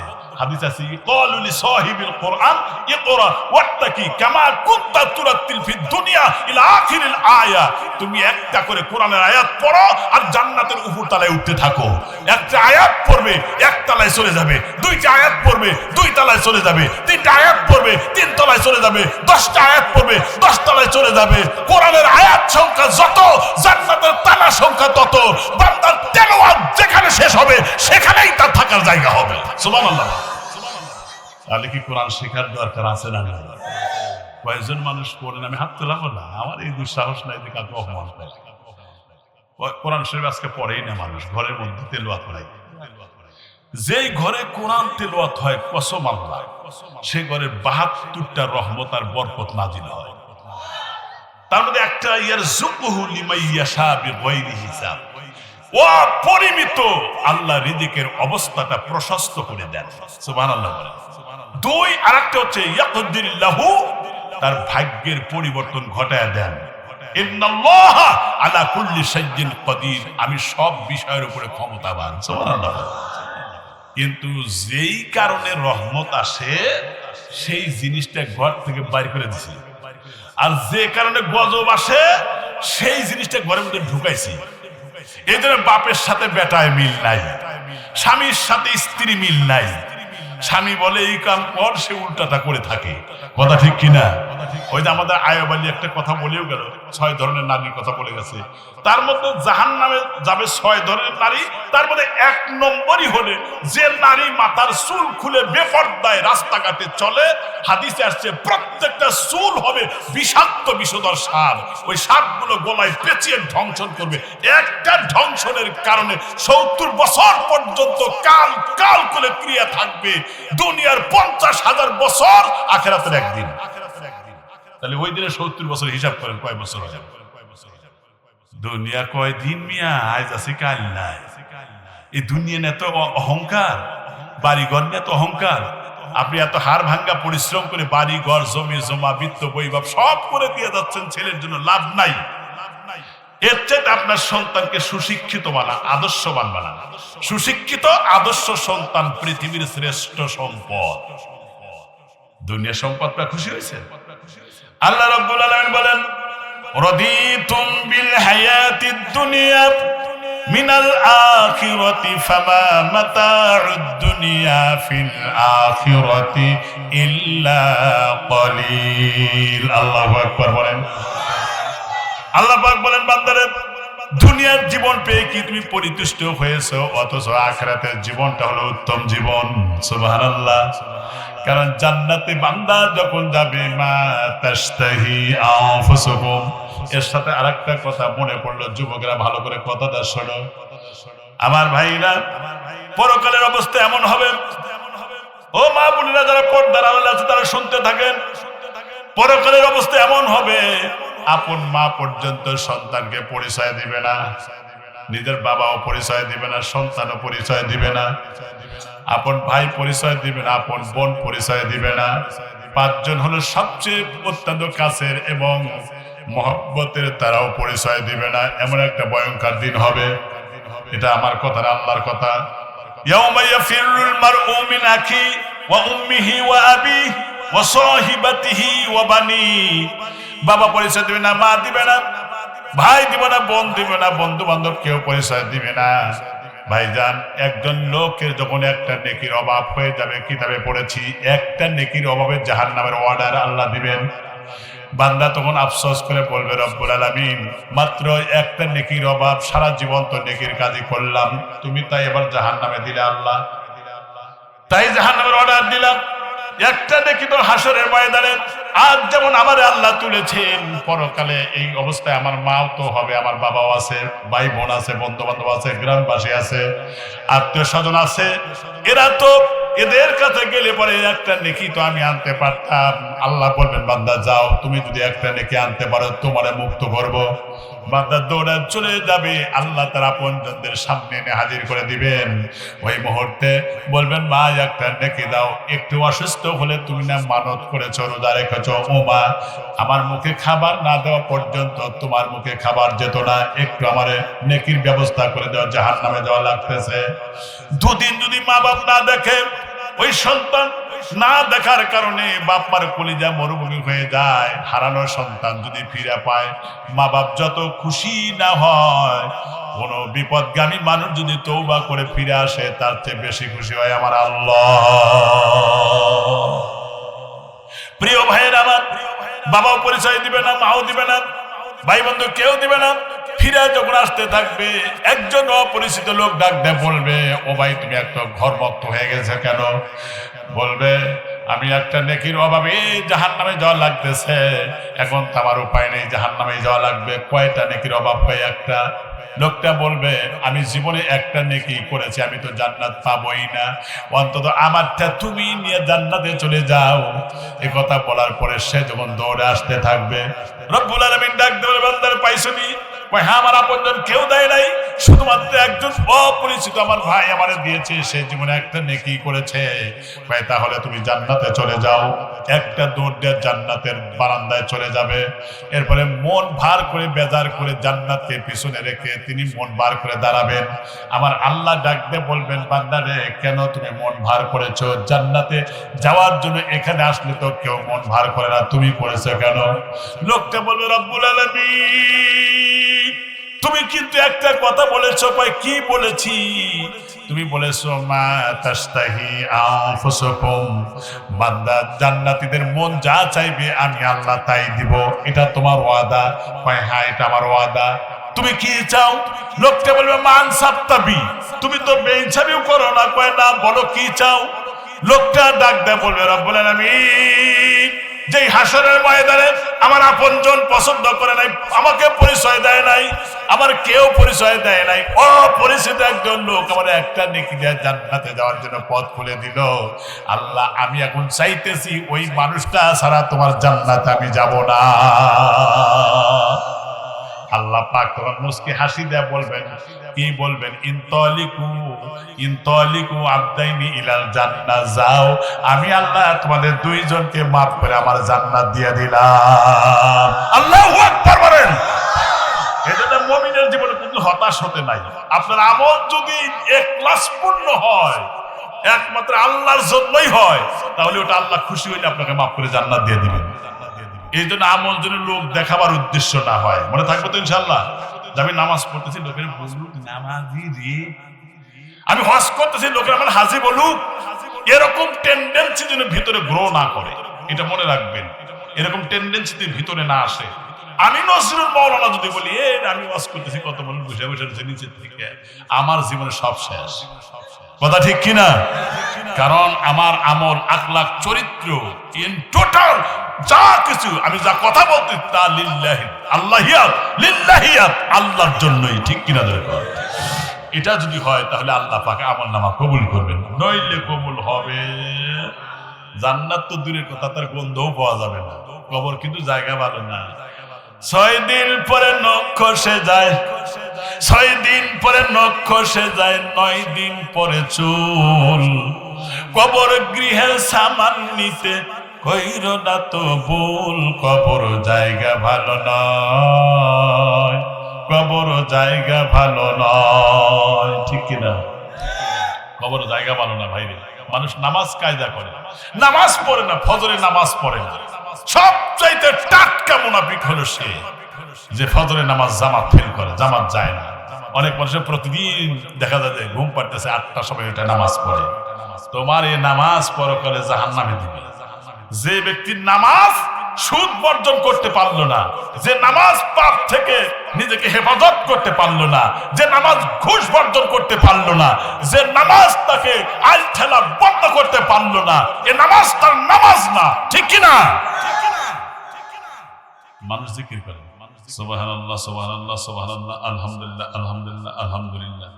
আচ্ছা, আল্লাহ একটা আয়াতে একটা কথা বলছেন, ফাযকুরুনি আযকুরুকুম, তোমরা আমাকে স্মরণ করো, আমি তোমাদেরকে স্মরণ করব। তাহলে আমরা স্মরণ করবো কেমনে? আল্লাহু আল্লাহু আল্লাহু। তাহলে আল্লাহ তো আমাদের স্মরণ করবেন কি করে?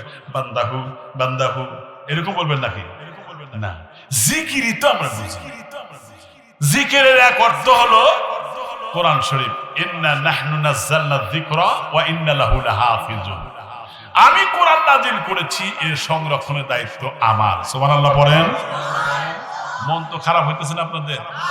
আমি টার্নিং পয়েন্টে এসে শেষের আমি ফিনিশিং দিয়ে মোনাজাত দেব, 12টা পার করবো না, এটা মনে মাথায় রেখে।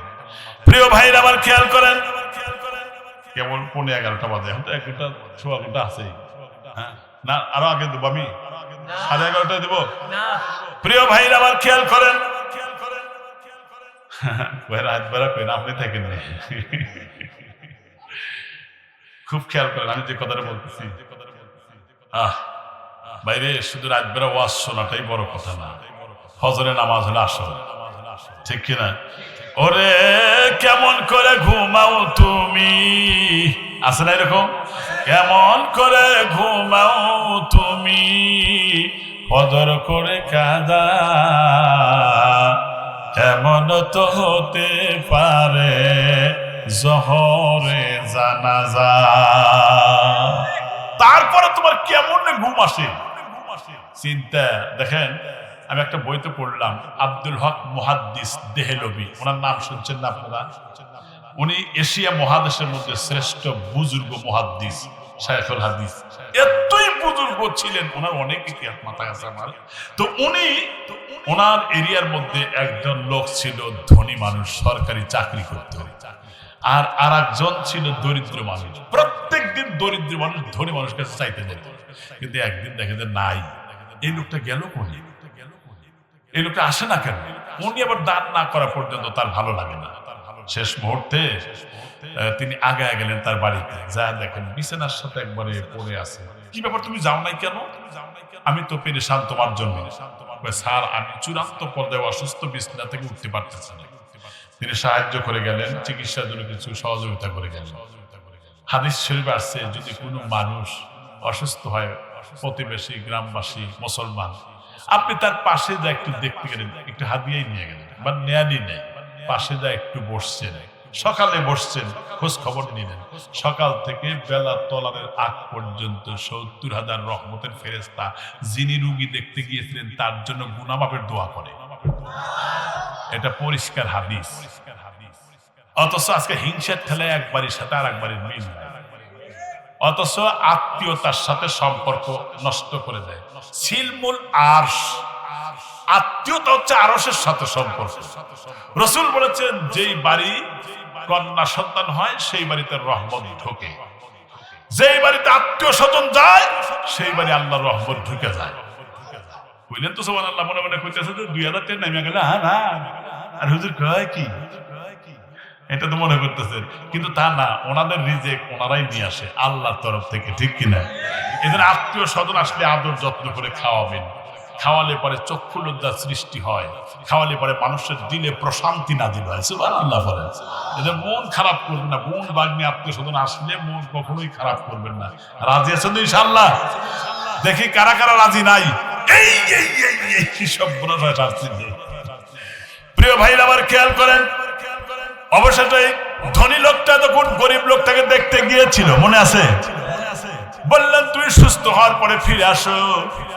যেই মাত্র তিনি ফিরে আসলেন, এরপরে আবার 2 দিন পরে, তারপরে 2 দিন আর আসে নাই, শুনলেন যে এই গরিব লোকটা মারা গেছে। ধনী মানুষটা যিনি সাহায্য করেন তিনি তার জানাজায় চলে গেলেন। জানাজা নামাজ পড়া পরে নিজে ইচ্ছা করে কবরে নামলেন সেই লাশটারে নিয়ে, আবার বুকে হাত দিয়ে দোয়া করলেন, বিসমিল্লাহি ওয়া আলা মিল্লাতি রাসূলিল্লাহ। এই দোয়া করার পরে আমার ভাইরা তারপরে বাসতলায় যা যা ছিল সবগুলো দেওয়ার পরে যখন তিনি দোয়া করে চলে আসলেন, পরের দিন তিনি চিন্তা করেন, সর্বনাশ, আমার পকেটের মধ্যে গুরুত্বপূর্ণ জিনিস ছিল সেটা তো আমি দেখতে পাচ্ছি না। গুরুত্বপূর্ণ জিনিস ছিল, সেই জিনিসটা গেল কোথায়? তার মনে হলো যে আমি তো কবরে নেমেছিলাম, হয়তো কবরে পড়ে গেছে।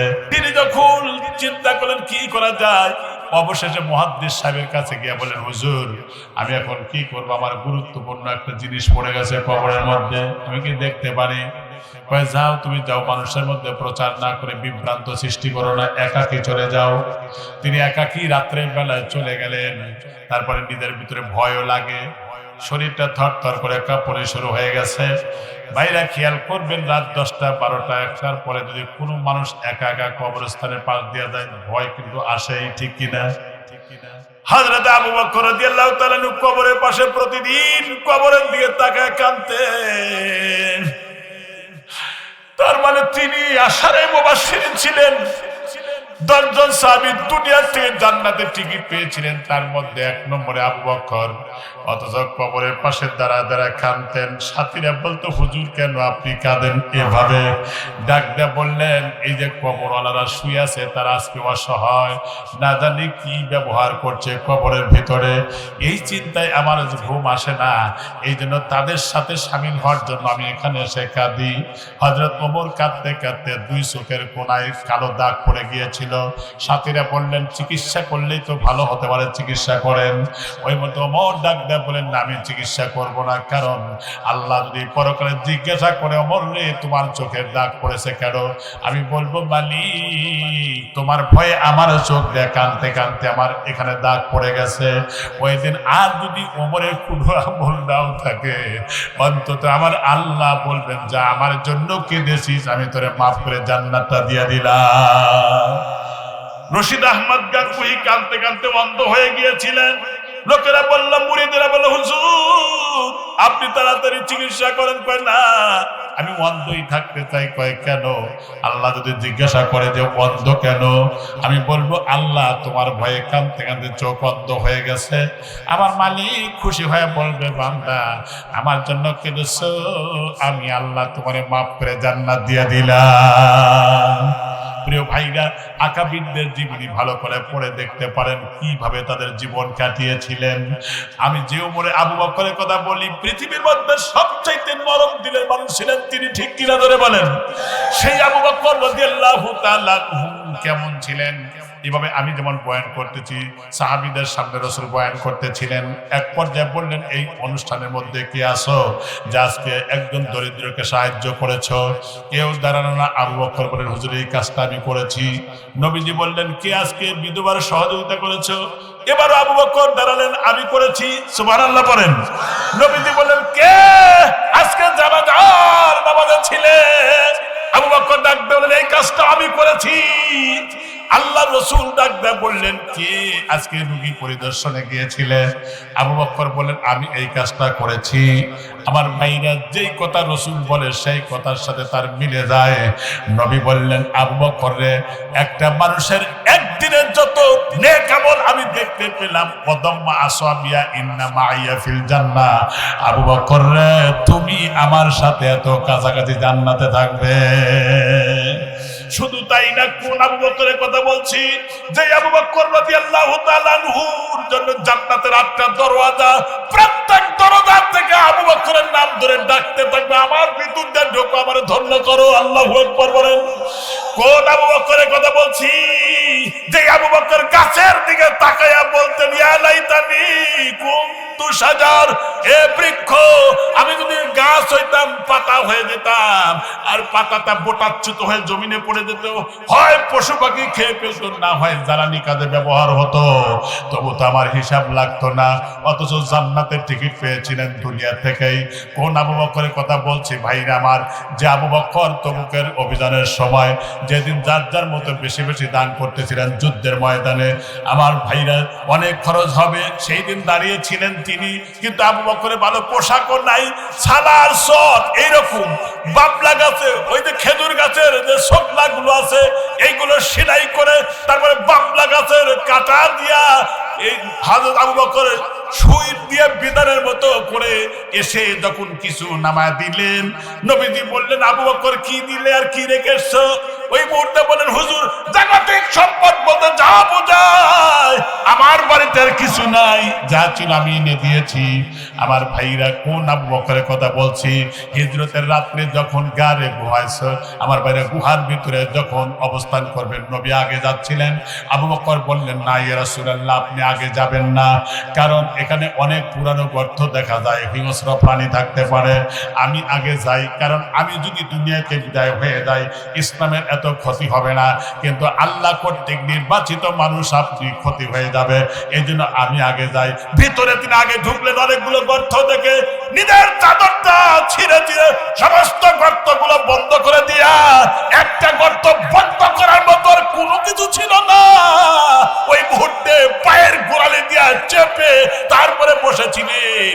আল্লাহ রসুল দীর্ঘ পথ চলা জনিত কারণে ক্লান্ত শ্রান্ত হয়ে তার গুরুর উপরে মাথা রেখে ঘুমায় গেলেন। বিষাক্ত বিষধর সাপ যখন আবু বকরের পায়ে ধ্বংসন করতেছিল, এরপরে তার শরীরটা এমন কেমন যেন ফ্যাকাশে হয়ে গেল। পানি যখন পড়েছে রসুলের কপালে, নবীজি জাগ্রত হয়ে দেখলেন আবু বকর কাঁদতেছে। নবী বললেন, আবু বকর, তোমার কি বাড়ির কথা মনে পড়েছে নাকি? কয়, না ইয়া রাসূলুল্লাহ, স্ত্রী পরিবারের কথা মনে আছে। কয়, না। নিষ্ঠুর সাপের দংশনে আমি কাঁদি। কয়, তোমার পাটা কোন পায়? কয়, এই পায়। বের করলেন, নবীজি মুখের নালা নিয়ে লাগাই দিলেন। মুহূর্তের মধ্যে বিষের ক্রিয়া নষ্ট হয়ে গেল, সুস্থ হয়ে গেলেন। আবু বকর বললেন, আর রসুল বললেন, আবু বকর, আমারে কেন ডাক দেও নাই? আবু বকর ডাক দেন, বলেন, ইয়া রাসূলুল্লাহ, ইসলামের আন্দোলনের সবচাইতে আপনি আল্লাহ কর্তৃক নির্বাচিত নেতা, আপনার ঘুম ভাঙানোর সাহস আমার নাই। আমার জীবন বিপন্ন হতে পারে, আমার জীবনের চাইতে বেশি ভালোবাসি আপনাদের। সুবহানাল্লাহ বলেন। কারণ রাসূল বলেছেন, লা ইউমিনু আহাদুকুম হাত্তা আকুনা হাব্বা ইলাইহি মিন ওয়ালিদিহি ওয়া ওয়ালাদিহি ওয়ান নাসি আজমাইন। ওই ব্যক্তি ইমানদার না যেই ব্যক্তি তার বাবা, তার ভাই, তার সন্তানদের চাইতে বেশি ভালো না বাসবে, সে ব্যক্তি ইমানদার না। এটা হলো হাদিস বললাম। আল্লাহ কোরআনে সূরা তাওবার 24 নম্বর আয়াতে আল্লাহ বললেন, কুল ইন কানা আবাউকুম ওয়া আবনাউকুম ওয়া ইখওয়ানুকুম ওয়া আজওয়াজুকুম وعشيرتكم وأموال اقترفتموها وتجارة تخشون كسادها ومساكن ترضونها أحب إليكم من الله। আল্লাহু আকবার বলেন। আল্লাহ পাক ডাক দেয় বলেন, নবী আপনি বলে দেন, তোমার বাবার চাইতে, মায়ের চাইতে, ছেলের চাইতে, মেয়ের চাইতে, স্ত্রীর চাইতে, পরিবারের চাইতে, ঘর দুয়ারের চাইতে, ব্যবসা বাণিজ্যের চাইতে, এমনকি জমি জমা, যেমন আধা জমি ছুটে গেলে পরে এই জমির মহব্বতে খুনাখুনিও করে, এগুলোর চাইতে, তামাম দুনিয়ার সবকিছুর চাইতে, যতক্ষণ পর্যন্ত আমি নবী, আমি আল্লাহ, আমার নবী জিহাদ ফি সাবিলিল্লাহকে বেশি পছন্দ না করবে, অতক্ষণ পর্যন্ত অপেক্ষা করো। হাত্তা ইয়াতি আল্লাহু বিআমরিহি, আমি আল্লাহর গজবের অপেক্ষা করো। ওয়াল্লাহু লা ইয়াহদিল কওমাল ফাসিকিন, যারা আল্লাহ, রাসূল আর জিহাদ ফি সাবিলিল্লাহকে ভালোবাসে না, তারা হলো ফাসিক, এদেরকে আমি আল্লাহ হেদায়েত দেই না। কিন্তু আজকে জিহাদের নাম শুনে কিছু মানুষ ওর মধ্যে জঙ্গিবাদের গন্ধ খুঁজতে থাকে, ঠিক কিনা? যারা জিহাদের নাম শুনে জঙ্গিবাদের জিহাদ খোঁজে, জঙ্গিবাদের গন্ধ খুঁজতে থাকে, মনে রাখবেন আবু জেহেলের রক্ত তার ভিতরে প্রবাহিত আছে। কথা ঠিক কিনা? ফেরাউনের রক্ত তার ভিতরে প্রবাহিত আছে, নমরুদের রক্ত তার ভিতরে প্রবাহিত আছে, আবু জেহেলের রক্ত তার ভিতরে প্রবাহিত আছে। কারণ কালিমাতুল্লাহি আল-উলিয়া, আল্লাহর দ্বীনকে সমুন্নত করার জন্য প্রত্যেক ব্যক্তি জান আর মাল ক্রয় করতে হবে, জীবনের চাইতে বেশি ভালোবাসতে হবে।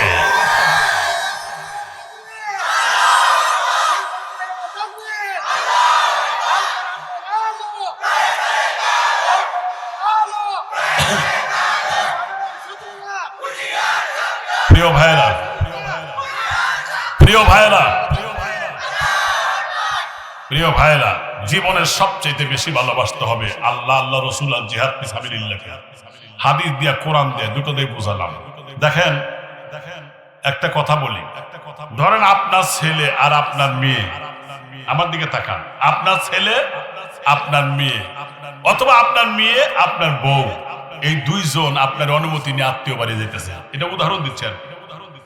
যাওয়ার সময় আধা ঘন্টা আগে আপনার কাছ থেকে অনুমতি নিয়ে গেছে, আধা ঘন্টা পর একটা যুবক ছেলে এসে বলতেছে, আপনার বউ আর আপনার মেয়ে কোথায়? আত্মীয় বাড়ি গেছে। আপনি খবর রাখেন? কেন? আপনার স্ত্রী আর আপনার মেয়েকে কিছু ভকাটের যুবক তারা রাস্তার মধ্যে দুইজনের সম্ভ্রম লুণ্ঠন করেছে। আচ্ছা, এই কথা শোনার পরে আমার বা আপনার স্ত্রী আর কন্যা যাদের কারণে সম্ভ্রম লুণ্ঠিত হয়েছে, এই কথা শোনার পরে কি আমার ভিতরে প্রতিশোধের আগুন জ্বলবে না জ্বলবে না? জ্বলবে। জাম থাক আর যাক, অন্তত পক্ষে তার সাইজ করে ছাড়বো, ঠিক কিনা? কিন্তু আল্লাহ তো বললেন, তোমার বাবার চাইতে, ছেলের চাইতে, মেয়ের চাইতে, বোর চাইতে, পরিবারের চাইতে, অর্জিত সম্পদের চাইতে, ব্যবসা বাণিজ্যের চাইতে, যে ঘর দুয়ারে থাকো, স্বাচ্ছন্দ্য ফিল করো, এই ঘর দুয়ারের চাইতেও যতক্ষণ পর্যন্ত আমি আল্লাহ আমার রসুল আর জিহাদ ফি সাবিলিল্লাহকে বেশি পছন্দ না করবে, ইমানদার হতে পারবে না। কিন্তু তাহলে আমার জীবনের সবচেয়ে ভালোবাসা আল্লাহ আর আল্লাহর রসুল, ঠিক কিনা? তাহলে সেই রসুলকে যদি তার চরিত্রের উপরে অপবাদ দিয়ে কেউ কটাক্ষ করে কালিমা রিপন করে, তাহলে প্রত্যেকটা ইমানদারের দিনের মধ্যে প্রতিশোধের আগুন দাও দাও করে জ্বলতে হবে। তা না যদি জ্বলে, তাহলে বুঝতে হবে সে ফাসিক, সে ইমানদার না। 100%। আমি দৃষ্টান্ত দিই একটা। পৃথিবীর সবচাইতে নরম মানুষ উম্মতের মধ্যে কার কথা যেন বলছিলাম? আবু বকরের কথা বলছিলাম। এতই নরম মানুষ ছিলেন। আর একটু গরম ছিলেন কে? ওমর। হ্যাঁ, তো এই মানুষটা রাস্তা দিয়ে হাইটে যাচ্ছে, নরম মানুষটা যাবার সময় এই রাস্তার ধারে স্কুলে একজন পণ্ডিত খ্রিস্টান, যার নাম হলো ফিনহাজ, মনে রাখবেন। তিনি পড়াইতেছিল আল্লাহর বিরুদ্ধে এবং রসুলের চরিত্রের উপরে কলঙ্ক দাগ লাগাইয়া কথা বলতেছে ছাত্রদের সামনে। এই কথা বাইরে থেকে শুনলেন নরম তবিয়তের মানুষ আবু বকর। তখন তিনি চিন্তা করলেন, তো এখানে তো আমার নীরব থাকা ঠিক হবে না, আমার আল্লাহ আমার রসুল তো আমার ঈমান। সুতরাং সেই ঈমানদার আল্লাহ রসুলকে নিয়ে গালি দিচ্ছে, এখানে বসে থাকা আমার ঠিক হবে না, অন্তত প্রথমে তাদেরকে দাওয়াত দিব। আর ঈমানদারের একটা বৈশিষ্ট্য হচ্ছে শুধু নিজে না, নিজেও জাহান্নাম থেকে বাঁচবে, তার পরিবারকেও। ওই যে কোরআন শরীফে সূরা তাহরিমে ৬ নম্বর আয়াতে বলছেন, কু আনফুসাকুম ওয়া আহলিকুম নার, নিজে বাঁচো, আহলে আয়াল যারা আছে জাহান্নামের আগুন থেকে বাঁচাও। ওয়াকুদুহান নাস ওয়াল হিজারা, কারণ জাহান্নামের মানুষ আর পাথর ইন্ধন করা হবে। পাথর কেন? পাথরে আগুন ধরলে তার দাহিকা শক্তি আরো বেশি, এই জন্য শাস্তি যাতে বেশি হয়। আলাইহা, সেখানে থাকবে মালাইকা, ফেরেশতা, গিলাদুন শিদাদ, নির্মম এবং কঠোর। লা ইয়াসুনাল্লাহ আমারহুম ওয়া ইয়াফআলুনা মা ইউমারুন, সেই জায়গায় আল্লাহ যা নির্দেশ দিবেন সেই নির্দেশই ফলো করবে।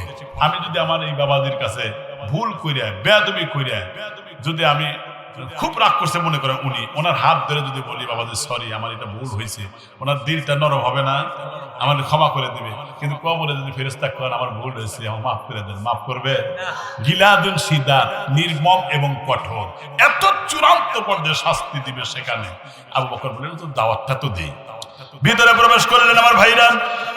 আমার 3টা দৃষ্টান্তের মধ্যে দিয়ে কিন্তু ওয়াজ শেষ হবে।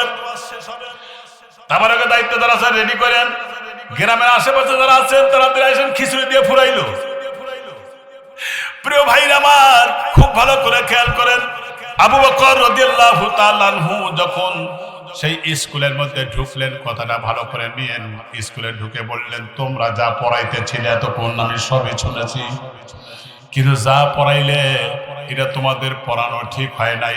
তুমি যে গালি দিয়েছো আল্লাহরে, তুমি গালি দিয়েছো রসুলকে, বরং তুমি এই কথাটা প্রত্যাহার করে নাও, এরপরে ঈমান আনো, পরকালে তোমার জীবন কল্যাণকর হবে।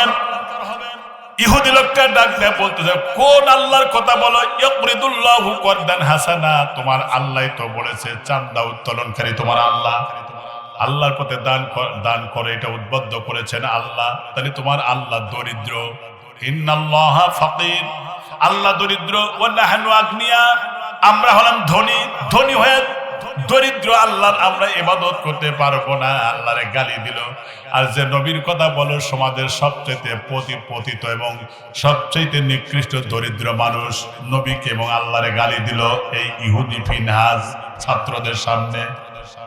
কার সামনে? তাও আবু বকরের সামনে, যিনি সবচেয়ে নরম।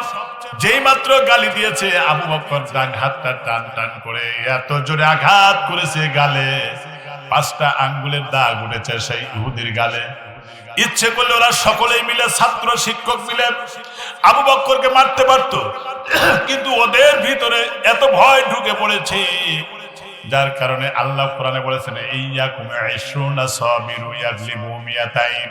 ইমানদার যদি 20 জন হয়ে যায় নিরস্ত্র, আর 200 জন অস্ত্রধারী বেঈমানরাও ইমানদারের কাছে পরাজিত হবে। আর কোরআনের সৈনিক আমি, নেই কোনো ভয়, এক আল্লাহর গোলাম আমি, এই তো পরিচয়, এই তো পরিচয়। এ পৃথিবীর সবই নকল, এ পৃথিবীর সবই নকল, আসল কিছু নয়, এক আল্লাহর গোলাম আমি, এই তো পরিচয়। ঠিক না আমার ভাইরা? আবু বকর মারার পরে আবু বকর স্থান ত্যাগ করে চলে গেলেন। এরপরে ওই লোকগুলো ইহুদি শিক্ষক এবং ছাত্র এক জায়গায় হয়ে বলতেছে এখন কি করা যায়, কার কাছে এই বিচারটা দেওয়া যায়। সমস্ত ইহুদি ছাত্র শিক্ষক একমতে পৌঁছিল যে তুমি যদি সত্য ইনসাফের বিচার চাও তাহলে মুহাম্মাদের কাছেই যাও। সুবহানাল্লাহ বলেন। সকলে মিলে যখন চলে গেল, ডাক দেয়া বলে মুহাম্মদ দেখো আমার গালটা কি করে দিয়েছে। ও মুহাম্মদ বলেন সাল্লাল্লাহু আলাইহি সাল্লাম, নবীর নাম শুনলে দরুদ পড়বেন, কিন্তু রাসূল বলেছেন তুস্তাকুল জান্নাহ খামসাতুন ওয়া রাফাতুন নফল। 5টা কাজ যদি লোকেরা করে তাহলে ওই কাজগুলো জান্নাতের দরজা থেকে নাম ধরে ডেকে ডেকে জান্নাতে ঢুকাবে। 1 নম্বর হলো তালিয়াল কোরআন, বেশি করে কোরআন তেলাওয়াত করবেন। 2 নম্বর হাফিজুল লিসান, জবানকে হেফাজত করবেন। 3 নম্বর মুতিআমুত তুআম, গরিবকে খাবার দিতে হবে। 4 নম্বর মিসকিনুল উরিয়ান, নিঃস্বদের পোশাকের ব্যবস্থা করা লাগবে। 5 নম্বর মান সাল্লা আলাইয়া হাবিবার রহমান, আল্লাহর রাসূলের নাম শোনার পরে দরুদ পড়তে হবে। এই 5টা অর্পিত দায়িত্ব যদি কেউ পালন করে তাহলে জান্নাতের 8টা দরজা থেকে তারে ডাকতে থাকবে। প্রিয় ভাইরা আমার, মুহাম্মদ দেখুন আমার এই যে গালে আঘাত দিয়েছে আবু বকর, কয় কে? আবু বকর। আবু বকর দ্বারা সম্ভব না, চিনোই না তোমরা। কয় না আমরা চিনি। ছাত্র কয় চিনি, কয় না ওমরের দ্বারা এটা হইতে পারে, বিশ্বাস হয়, সে একটু গরম মানুষ, কিন্তু তাছাড়া সম্ভব না। কয় আমরা চিনি। ইতিমধ্যে দেখা গেল ওই যে আবু বকর আসতেছে। এবার খ্রিস্টান ফিনহাস দেখে, ইহুদি দেখে তার কলজার পানি শুকা যাওয়া শুরু হয়েছে, যে আমার স্কুলে আমার এরিয়ার মধ্যে ঢুকেই যে ঠেলা মারছে এক গালে, এখন তো তার নিজস্ব এরিয়া, আর এক গালে না জানি কি করে। রাসূলের সামনে যা সালাম দিলেন, রাসূল জিজ্ঞেস করলেন সালাম নিয়ে, তুমি কি ইহুদিকে থাপ্পড় মেরেছো? কয় জি ইয়া রাসূলুল্লাহ। কয় তুমি? মানে প্রশ্নবোধক চিহ্ন ব্যবহার করে, তুমি? মানে বিশ্বাস করতে পারছেন না। কয় কেন মেরেছেন জিজ্ঞেস করেন। আপনাকে অত্যন্ত বাজে মন্তব্য করেছে আর আল্লাহকে গালি দিয়েছে। আমার জীবনের সব স্থাবর অস্থাবর সম্পত্তি যা আছে, আমার ক্ষতি হলে আমি কিছু বলতাম না, কিন্তু আমার ঈমান, আমার রক্ত, আমার আল্লাহ, আমার রাসূলকে যদি কেউ কটূক্তি করে, ঈমানের দাবি হচ্ছে বদরের চেতনা নিয়ে উদ্বুদ্ধ হয়ে অন্ততপক্ষে বাতিলের বিরুদ্ধে সংগ্রাম করা, প্রতিশোধ গ্রহণ করা ঈমানের দায়িত্ব। ঠিক কিনা ধরে কর? আমি সেই কাজটাই করেছি। ইহুদি কয় না আমি তো এগুলো বলি নাই। বিশ্বাস না করেন ছাত্র আছে, ওরা কয় না বলে নাই। রাসূল বললেন আবু বকর তোমার পক্ষে কি কোনো সাক্ষী আছে? কয় না। ইহুদির পক্ষে তো সাক্ষী দিলই। রাসূল এখন রায় দিবে ইহুদির পক্ষে। এমন সময় আল্লাহ পাক জিবরাইলের মাধ্যমে কোরআনের আয়াত নাযিল করে জানায় দিলেন লাকাদ সামিআল্লাহু কাওলাল্লাযিনা ইন্নাল্লাহা ফাকির ওয়া নাহনু আগনিয়া। এই আয়াত নাযিল পরবর্তীতে এসেছে আল্লাহ বলছেন হে রাসূল, আবু বকরের পক্ষে দুনিয়ার কোন সাধারণ মানুষের সাক্ষীর প্রয়োজন নেই। আবু বকরের পক্ষে স্বয়ং আমি আল্লাহ আর জিবরাইল আছি। তাহলে আল্লাহ ইমানদারের পক্ষে। ঠিক কিনা ধরে কর? ইমানদারের পক্ষে আল্লাহ।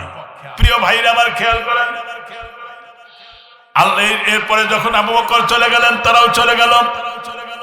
আমার বন্ধুগণ, ভবিষ্যতে আর এ ধরনের কথা বলবে না বলে প্রতিজ্ঞাও করে চলে গেল। তাহলে আমি যেই কথাটা বোঝাতে চাইছিলাম, নরম মানুষ হয়েও কিন্তু নবী আর আল্লাহর বিরুদ্ধে যদি কেউ যায়, তার বিরুদ্ধে অবশ্যই প্রতিশোধ নেওয়ার মতো মানসিকতা তৈরি হতে হবে। এটা ঈমানের দাবি, ঠিক কিনা? দাবিতে এটা দলিলের দরকার। আল্লাহ সূরা নিসার ৭৬ নম্বর আয়াতে বললেন, আল্লাযীনা আমানু ইউকাতিলুনা ফি সাবিলিল্লাহ, যারা ঈমানদার তারা আল্লাহর পথে যুদ্ধ করে দিন প্রতিষ্ঠার আন্দোলনে শরীক হয়। ওয়াল্লাযীনা কাফারু, যারা কুফরি করে, তারা ওই সমস্ত কুফরিরা তারা যুদ্ধ করে তাগুতের পক্ষে। তাগুত আবার কারা? তাগুতি শক্তি হলো যারা রাষ্ট্রীয়ভাবে ইসলামী হুকুমত কায়েম হবে এটা যারা চায় না, ইসলামী কনস্টিটিউশন প্রতিষ্ঠিত হবে এটা চায় না, কিন্তু যারা চায় তাদেরকে নির্যাতন করে, ঠিক কিনা ধরে বলেন?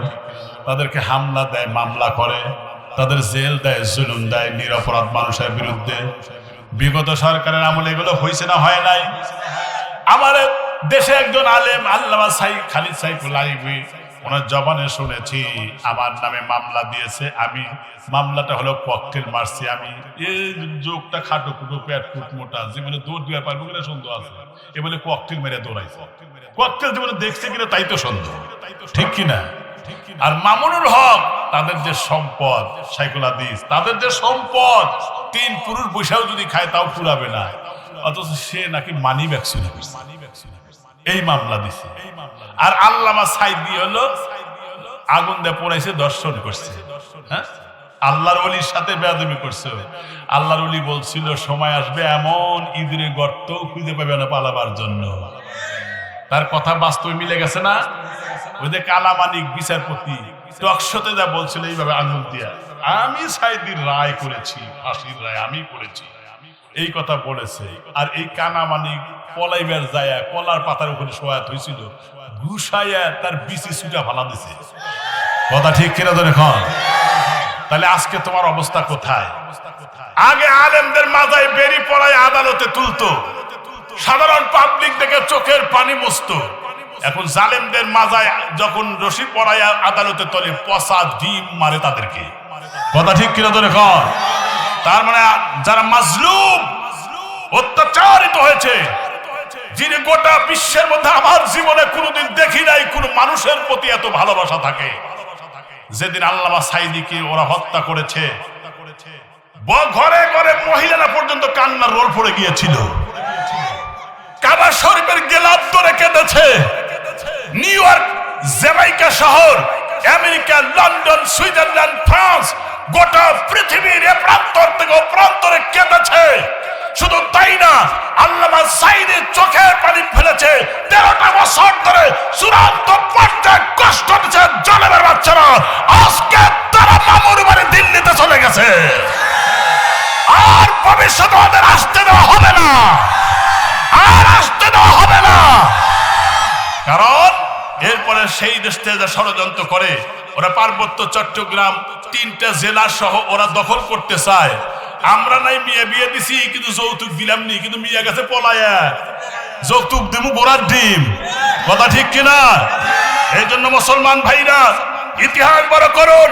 যারা মুসলমানদের মেরেছে, মুসলমানদের ব্যানার চার্জ করেছে, শ্বাসরুদ্ধ করেছে, আগুনে পুড়িয়ে হত্যা করেছে, গর্ভবতী নারীর পেট চিরেছে, মায়ের বুক খালি করেছে, বৈষম্য বিরোধী আন্দোলনের সময় তাজা প্রাণ গোলাপ ফুলের মতো সন্তানগুলোকে গুলি করে হত্যা করে ক্ষমতায় কুক্ষিগত করতে চেয়েছিল, কিন্তু আল্লাহর গজবে নিবেদিত হয়ে ওদের মামুর বাড়ি দিল্লি চলে গেছে। বাংলার মুখ আল্লাহর কালেমার কথা বলবে।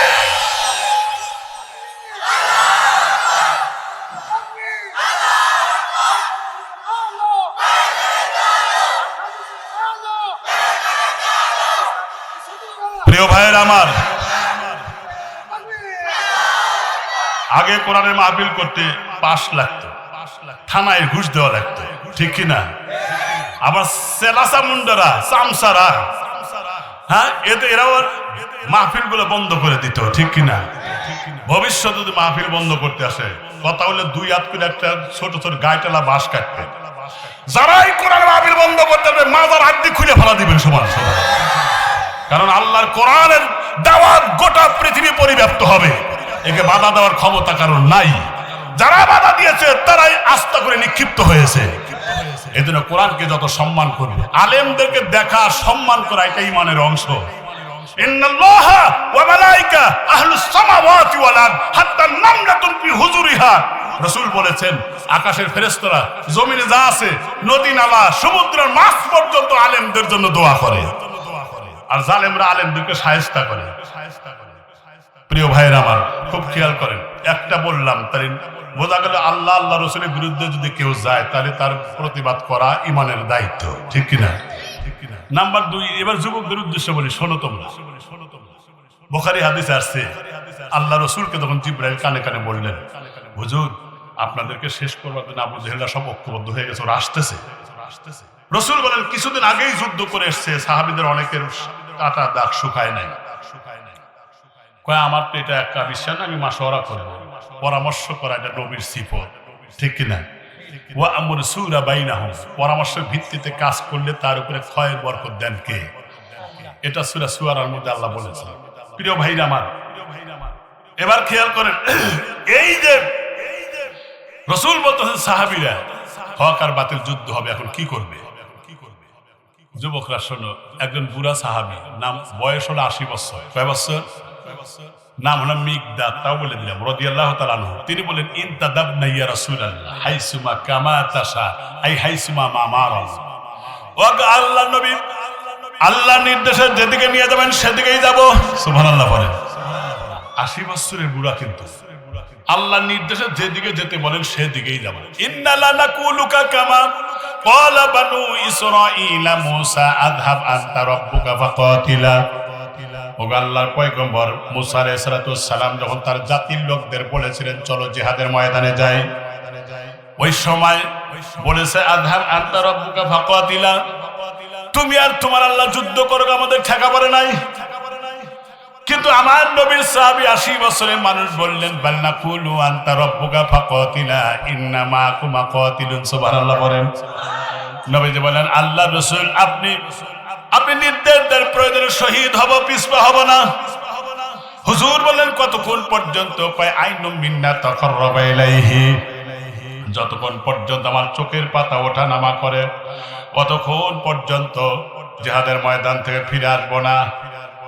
নবীজি বলেন তাহলে শোনো, কুমু বিনা ইলাল জান্নাত, জান্নাতের জন্য দাঁড়িয়ে যাও। যে জান্নাতের বিশালতা সম্পর্কে আল্লাহর নবী বললেন আদুহা কাআদিস সামাওয়াতি ওয়াল আরদ, আকাশ আর জমিন সমতুল্য বিশাল বিস্তীর্ণ জান্নাতের অধিকারী হয়ে যাও। নবীজির এক সাহাবী বলেন বাখবাক। হুজুর বলেন লিমা বাখবাক, কেন তুমি এই শব্দ উচ্চারণ করলে? সাহাবী বলেন ইয়া রাসূলুল্লাহ ইয়া হাবিবাল্লাহ, আপনি যখন জান্নাতের কথা বললেন আমার মন চাইল ওই জান্নাতের অধিকারী আমি হয়ে যাই। নবী বললেন ইন্নাকা মিন আহলিল জান্নাহ, বেশক তুমি আল্লাহর জান্নাতি হয়ে যাবে। সাহাবী যুদ্ধের ময়দানে চলে গেলেন, যুদ্ধ শুরু হয়ে গেছে, সারাদিন পর্যন্ত খায় নাই এই সাহাবী। তারপরে পকেটের মধ্যে শুকনা খেজুর ছিল, ওই খেজুরটা বের করে যখন মুখের দিকে নিতেছিলেন তিনি বললেন ইল্লাহু হায়াতান তাওয়িলা, দীর্ঘ সময় লাগবে এই খেজুর খাইতে, এর আগেই জান্নাতে যেতে চাই। সুবহানাল্লাহ পড়ে সময় নিব না। ফারামা বিহিন্না ফিয়াদিহি, হাতের মধ্যে খেজুরটা দূরে ছুঁড়ে মারলো। জিহাদের ময়দানে গিয়ে অনেক কাফেরকে খতম করে নিজে যখন আহত হয়ে জমিনে পড়ে গেছে, রক্ত পড়তে পড়তে ক্ষীণ দুর্বল হয়ে গেছে। প্রিয় ভাইরা আমার, শেষ মুহূর্তে যখন তার প্রাণ বায়ু চলে গেছে, আল্লাহ নবী এই লাশের পাশে গিয়া একবার মুস্কি হাসেন আবার কাঁদেন, একবার হাসেন আবার কাঁদেন। সাহাবীরা বললেন ইয়া রাসূলুল্লাহ ইয়া হাবিবাল্লাহ, আমাদের ভাইয়ের বিয়োগ ব্যথায় আমরা সহ্য করতে পারি না, আর আপনি হাসেন। নবী বললেন আমি নবী, আমি নবুয়তের চোখ দিয়ে যা দেখি তোমরা তা দেখো না। তবে শুনে রাখো এই সাহাবীর শাহাদাতে আল্লাহ রাব্বুল আলামিন এত খুশি হয়েছে যার কারণে জান্নাতের হুরিরা তার উপরে পুষ্প বর্ষণ করে। আমার বন্ধুগণ, আমার ভাইরা, তাহলে বুড়া মানুষ পর্যন্ত জিহাদের ময়দান থেকে পিছপা হয় নাই। যুবক, তোমাদের অবস্থা আজকে কোথায়? তোমরা তো কোরআনের ইসলামের অতন্দ্র প্রহরী হওয়ার কথা। আজকে তোমরা টকবগে যুবক, তোমাদেরকে তো আল্লাহ মোবাইল দেখার জন্য তো বানায় নাই। মোবাইলের মধ্যে হাবিজাবি পণ্য এবং পর্নোগ্রাফি, এরপরে টিকটক, এই হাবিজাবি দেখে চরিত্রটা নষ্ট করে দিও না রে বাবা। প্রিয় ভাই আমার, কোন বেগানা নারী আর বেগানা পুরুষের দিকে যদি কেউ দৃষ্টি নিক্ষেপ করে তাহলে চোখের জেনা হবে। যৌনতা নিয়ে যদি কেউ আলোচনা করে তাহলে জিহ্বার জেনা হবে। কেউ যদি অন্য বিবাহ সম্পর্ক ছাড়া অন্য নারীকে যদি টাচ করে ধরে তাহলে হাতের জেনা হবে। কেউ যদি কল্পনা করে তার মনের জেনা হবে। কেউ যদি হেঁটে যায় এই অন্যায় করে পায়ের জেনা হবে। বাইরে হাত পা চোখ এগুলো সবগুলো কিন্তু আল্লাহর দরবারে আমার বিরুদ্ধে ইনফরমেশন দিবে, ঠিক কিনা? আল্লাহ বলছেন, ওয়ামা কুনতুম তাস্তাতিরুনা আইয়াশহাদা আলাইকুম সামউকুম ওয়ালা আবসারুকুম ওয়ালা জুলুদুকুম ওয়ালাকিন যানানতুম আন্নাল্লাহা লা ইয়ালামু কাসীরান মিম্মা তা'মালুন। আল্লাহু আকবার বলেন। আল্লাহ পাক বলেন, তুমি কি মনে করেছো তোমার হাত সাক্ষী দিবে না? এই হাত কিন্তু কথা বলবে, ঠিক কিনা? এই হাত কথা বলবে। তুমি মনে করেছো আবসারুকুম, চোখসমূহ তোমার বিরুদ্ধে কথা বলবে না? যেটা দেখা নিষেধ ছিল তুমি দেখেছো। রাসূল বলেছেন, কোন নারীর দিকে যদি লোলুপ দৃষ্টিতে তাকায়, লিয়ান্না কাইয়া মুসাব্বু, আল্লাহ রাসূল বলেছেন ওই লোকটার চোখের মধ্যে পরকালে লোহা বিগলিত করে ঢুকাইয়া তারপরে অন্ধ বানানো হবে। প্রিয় ভাইরা আমার, এজন্য রাসূল সাল্লাল্লাহু আলাইহি ওয়াসাল্লাম অন্য একটা হাদিসে বলেছে, ও আলী শোনো, লা তাত্তাবিউন নাযার ফাইন্নাকা উলা ওয়া লাইসা লাকাল আখিরা। তুমি অন্য নারীর দিকে তাকায়ও না। হঠাৎ করে আলী বললেন, হুজুর, হঠাৎ যদি কোনো নারীর দিকে দৃষ্টি নিপতিত হয় তাহলে আমি কি করব? রাসূল বলেন, আন আসরিব বিসওয়ারক, তোমার চক্ষুটা নিম্নগামী করো। কারণ দ্বিতীয়বার তাকাবার যাবা না, কারণ প্রথম দৃষ্টি ছিল তোমার, দ্বিতীয় দৃষ্টি হলো শয়তানের বিষাক্ত তীর। কথা ঠিক কিনা জোরে বলেন? এজন্য রঙিন কল্পনায় আঁকবে। এ আমার ভাইরা, আমার বাবাজিরা, যারা আজকে দুনিয়ার প্রতি যারা মোহে পড়েছ, শোনো, তোমাদের এই ছেলে পেলে পরকালে কিন্তু কাজে আসবে না, ধন সম্পদ কাজে আসবে না। আল্লাহ পাক বলেন, ইয়া আইয়ুহাল্লাযীনা আমানু লা তুলহিকুম আমওয়ালুকুম ওয়ালা আওলাদুকুম আন যিকরিল্লাহ ওয়া মান ইয়াফআল যালিকা ফাউলাইকা হুমুল খাসিরুন। আল্লাহু আকবার বলেন। আল্লাহ পাক বলেন, ঈমানদারগণ, তোমরা ওই আল্লাহকে ভয় করো। শোনো, তোমাদের সন্তান সন্ততি সম্পদ এগুলো যেন আল্লাহর স্মরণ থেকে গাফিল না করে। যদি করে তাহলে তোমরা ক্ষতিগ্রস্ত হয়ে যাবে। আল্লাহরে ভয় করে যুবক। ইয়া আইয়ুহাল্লাযীনা আমানু তাকুল্লাহ হাক্কা তুকাতিহি ওয়া লা তামুতুন্না ইল্লা ওয়া আনতুম মুসলিমুন। ঈমানদারগণ, তোমরা আল্লাহকে ভয় করার মতো ভয় করো। কারণ হলো আল্লাহ নিজেই বলেছেন, খাঁটি ঈমানদার না হওয়া বইরো না, তাহলে পরকালে ঠেলা আছে। কথা ঠিক কিনা? এই জন্য রাত হয়েছে, এই গভীর রাত্রে প্রতিদিন যদি 2 রাকাত তাহাজ্জুদের নামাজ পড়ো। আমি একটা হাদিসের মধ্যে পড়েছি, আল্লাহ রাসূল বলেছেন, স্বামী আর স্ত্রী মিলনের আগে যদি 2 রাকাত নামাজ আদায় করে, তারপরে স্বামী স্ত্রীর মধ্যে যদি মিলন করে, তাহলে প্রতিবার মিলনের বিনিময়ে একটা করে উট আল্লাহ তাদের দুইজনের আমলনামায় ঈদ কোরবানির সওয়াব দিবেন। সুবহানাল্লাহ বলেন। কোন স্বামী যদি স্ত্রীর নিচের ঠোঁটটা যদি চুমো দেয় তাহলে কবুলিয়াত উমরা সওয়াব আল্লাহ তার আমলনামায় দিবেন। নবীজি বলেছেন, স্বামী যদি 1 লোকমা স্ত্রীকে খানা খাওয়ায় দেয়, স্ত্রী যদি স্বামীকে খানা খাওয়া দেয় 1 লোকমা, তাহলে প্রতি লোকমায় 100 টাকা করে নেকি হবে। এবং যতক্ষণ পর্যন্ত খাইতে থাকবে ততক্ষণ পর্যন্ত আল্লাহ তাদের দুইজনের জীবনের সগীরা গুনাহ মাফ করে দিবেন। প্রিয় ভাইরা আমার, শুধু তাই না, রাসূল বলেছেন, যেই ঘরের মধ্যে স্বামী আর স্ত্রী এক কম্বলের নিচে ঘুমায়, সারা রাত পর্যন্ত একজন রহমতের ফেরেশতা তাদের জন্য দোয়া করতে থাকে। আল্লাহর নবী ডাকতে বলেন, স্বামী স্ত্রীর মধ্যে মহব্বতের জন্য, ভালোবাসার জন্য আমার ভাইরা, কেউ যদি স্বামী যদি স্ত্রীর কপালে একটা চুমো দেয়, স্ত্রী যদি স্বামীর কপালে একটা চুমো দেয়, এক এক চুমোর বিনিময়ে 1000 করে নেকি আমল নামায় হবে। প্রিয় ভাইরা, শুধু তাই না, আল্লাহ রাসূল বলেছেন, যেই ঘরে কোন স্ত্রী স্বামীকে ফজরে নামাজের জন্য ডাক দিয়া মসজিদে পাঠায় দেয়, ঘুম থেকে জাগায়, আল্লাহর ভালোবাসার নূর ওই নারীর দিলের মধ্যে পয়দা হয়ে যায়। প্রিয় ভাইরা আমার, কত নেকি আম্মা জান আয়েশা সিদ্দিকা রাদিয়াল্লাহু তাআলা আনহা আল্লাহ রাসূলের কত খেদমত করেছেন, হযরত খাদিজা কত খেদমত করেছেন, যিনি একজন শিল্পপতি নারী ছিলেন। ওই খাদিজা রাদিয়াল্লাহু তাআলা আনহা আজকে তারা হজ করতে গিয়ে ওই পাহাড়ে উঠতে পারে না, প্রায় 2.5 কিলোমিটার উঁচুয় উঠতে অনেক সময় প্রয়োজন হয়। এখন তো কেটে কেটে ছেটে ছেটে সুন্দর করা হয়েছে, তারপরে অনেকে হার্ট বিট বেড়ে যায়, উঠতে পারে না। কিন্তু ওই জায়গায় প্রতিদিন 2 ভাগ করে খাদিজা রাসূলকে খাবার পৌঁছা দিতেন। সুবহানাল্লাহ বলেন। একদিন বললেন, জিবরাইল কথা বলতেছিলেন আর বললেন, ও আল্লাহর পয়গম্বর, আমি এখন চলে গেলাম, ওই যে আপনার খাদিজা আসতেছে। আজ খাদিজা আসলে বলেন স্বয়ং আল্লাহ খাদিজাকে সালাম জানাইছেন। সুবহানাল্লাহ বলেন। আমার সালামটা দেন। যে মাত্র খাদিজা রাসূলের সামনে আসলেন, ডাকতে বলেন, খাদিজা রে,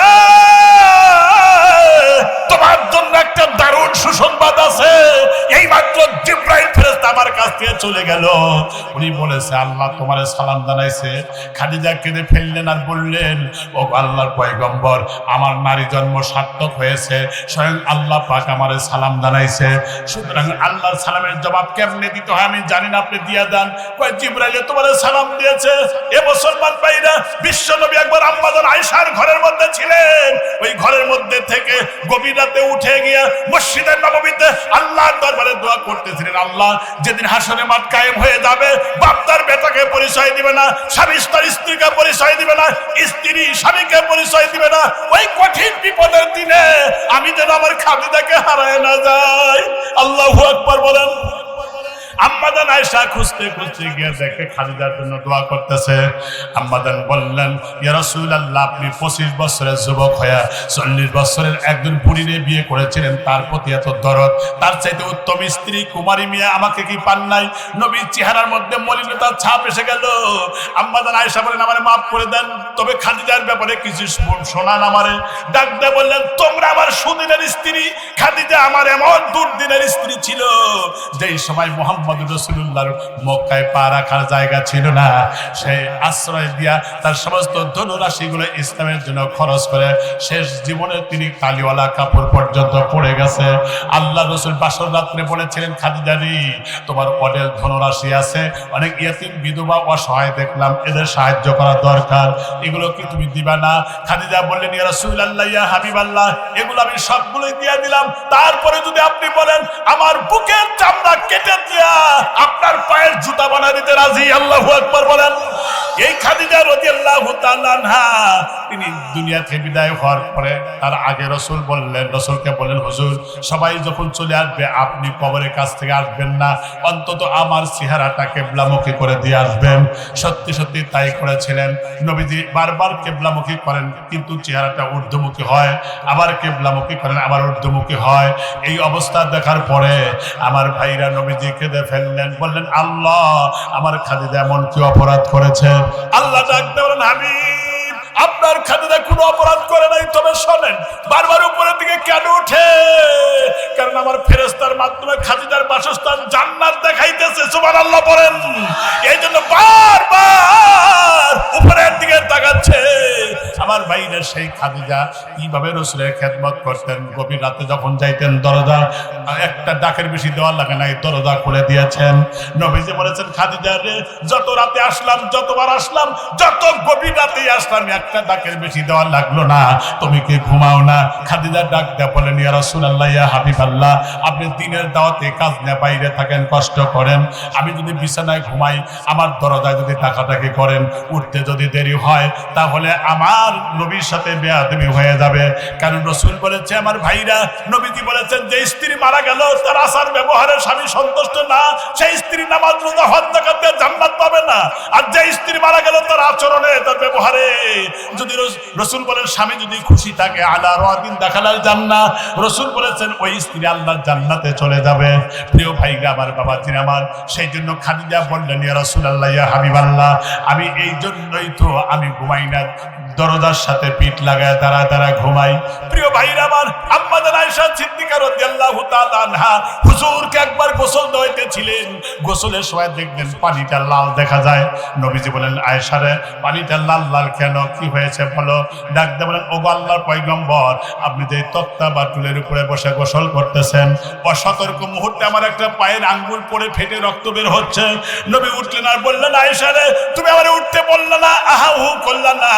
আয়েশা ডাক দিয়ে বলেন ইয়া রাসূলুল্লাহ ইয়া হাবিবাল্লাহ, কারণ এটা তো আমার একটা আঙ্গুল ফেটে গেছে, সুতরাং আপনি যদি টুল পেরে আমার বুকের উপরে বসতেন কলিজা ছেড়ে গেলেও বলতাম না স্বামী ওঠেন। এভাবে খেদমত করেছেন স্বামীকে। রাসূল বলেছেন ইদা দুইয়ার রাজুল ইব্রাইলা ফিরাশিহি, যদি কোনো স্বামী তার স্ত্রীকে তার বিছানায় তার প্রয়োজনে ডাক দেয়, বাবা সেই নারী যদি অস্বীকার করে তাহলে ওই নারীর জীবনের সব নেক আমলগুলো বরবাদ হয়ে যাবে। প্রিয় ভাইরা, মা বোন যারা আছে, ভাইরি আমার, মা বোনের দৃষ্টি আকর্ষণ করে বলি, মাথার চুল থেকে পায়ের তালু পর্যন্ত পুরোটা আপনার সতর। এই জন্য আজকে সতর ঢাকা থাকে না, যার কারণে রহমত বরকত উঠে গেছে। আম্মা জান হযরত খাদিজার কাছে এসে নবী বলতেছেন ওগো খাদিজা, আমি ইদানিং ভয়ে জড়সড় হয়ে যাচ্ছি। কয় কেন? কয় যেদিকে তাকাই আমি একজন দেখি আমার দিকে তাকায় আছে, বামে তাকাই আমার দিকে তাকায় আছে, সামনে তাকাই সেই লোকটাই তাকায় আছে, পিছনে তাকাই সেই লোকটা তাকায় আছে, উপরের দিকে তাকাই সেই লোকটাই তাকায় আছে। খাদিজা ডাকতে বলেন এখন কি দেখতেছেন? এবার এদিক ওদিক তাকায় বলে হ্যাঁ দেখতেছি। খাদিজা বললেন আপনি আমার কোলের মধ্যে বসেন। খাদিজার কোলের মধ্যে নবী বসলেন। খাদিজার মাথার উপরে কাপড় ছিল, কাপড়টা সরায়া সতর খুললেন, চুলটা বের করলেন। ওই মুহূর্তে দেখলেন যে দেখেন তো এখন তারা দেখা যায় নাকি? নবীজি তাকায় দেখেন না, আর দেখা যায় না। কয় তাহলে আমার কোলের উপর থেকে উঠে ফাঁকে দাঁড়ান। নবীজি আবার উঠে ফাঁকে দাঁড়ালেন। খাদিজা আবার মাথার উপরে চুলের উপরে আবার কাপড় দিলেন, দেখলেন এখন দেখা যায় নাকি? কয় হ্যাঁ এখন দেখা যায়। এবার খাদিজা ডাকতে বলেন আপনার ভয় নাই, পেরেশান নাই, টেনশনের কোনো কারণ নাই, কারণ আমি সতর খুলে দেখলাম আর দেখা যায় না, আর যখন আমি সতর ঢাকি তখন দেখা যায়। নিঃসন্দেহে আল্লাহর রহমতের ফেরেশতার আগমন হয়েছে। যেখানে সতর খোলা থাকে আল্লাহর রহমতের আগমন হয় না। এদের মা বোনদের দৃষ্টি আকর্ষণ করে বলছি, আপনারা সবসময় সতর ঢেকে রাখবেন, কারণ পর্দার ভিতরে থাকবেন, 5 ওয়াক্ত নামাজ পড়বেন, রমজানের রোজা রাখবেন, এরপরে সতীত্বের হেফাজত করবেন, স্বামীর আনুগত্য করবেন। এই 4টা কাজ যদি কোনো নারী করে তাহলে জান্নাতের 8টা দরজা উন্মুক্ত থাকবে, যে কোনো দরজা দিয়ে জান্নাতে যাবে। হযরত ফাতিমা কোন আমলের কারণে জান্নাতের নারীদের নেত্রী হলেন? কিতাবের মধ্যে দেখলাম হযরত আলী যুদ্ধের ময়দান থেকে চলে এসেছে ক্লান্ত শ্রান্ত হয়ে, বললেন ফাতিমারে এক পিয়ালা পানি আমারে দাও। ওই সময় কয় আচ্ছা ঠিক আছে, আপনি তো অপেক্ষা করেন। কাজকর্ম সেরে পানি আনতে দূরে গেলেন। আমাদের মতো তো ঘরের ট্যাপে টিউবওয়েলের সব জায়গায় পানি নাই, দূরে পানি আনতে গেলেন। পানি এনে দেখলেন আলী ঘুমায় গেছে। চিন্তা করলেন এখন যদি ঘুম থেকে জাগাই তাহলে তার অসুবিধা হবে। পানি নিয়ে দাঁড়িয়ে ছিলেন ফজর পর্যন্ত। যখন আসসালাতু খায়রুম মিনান নাওম,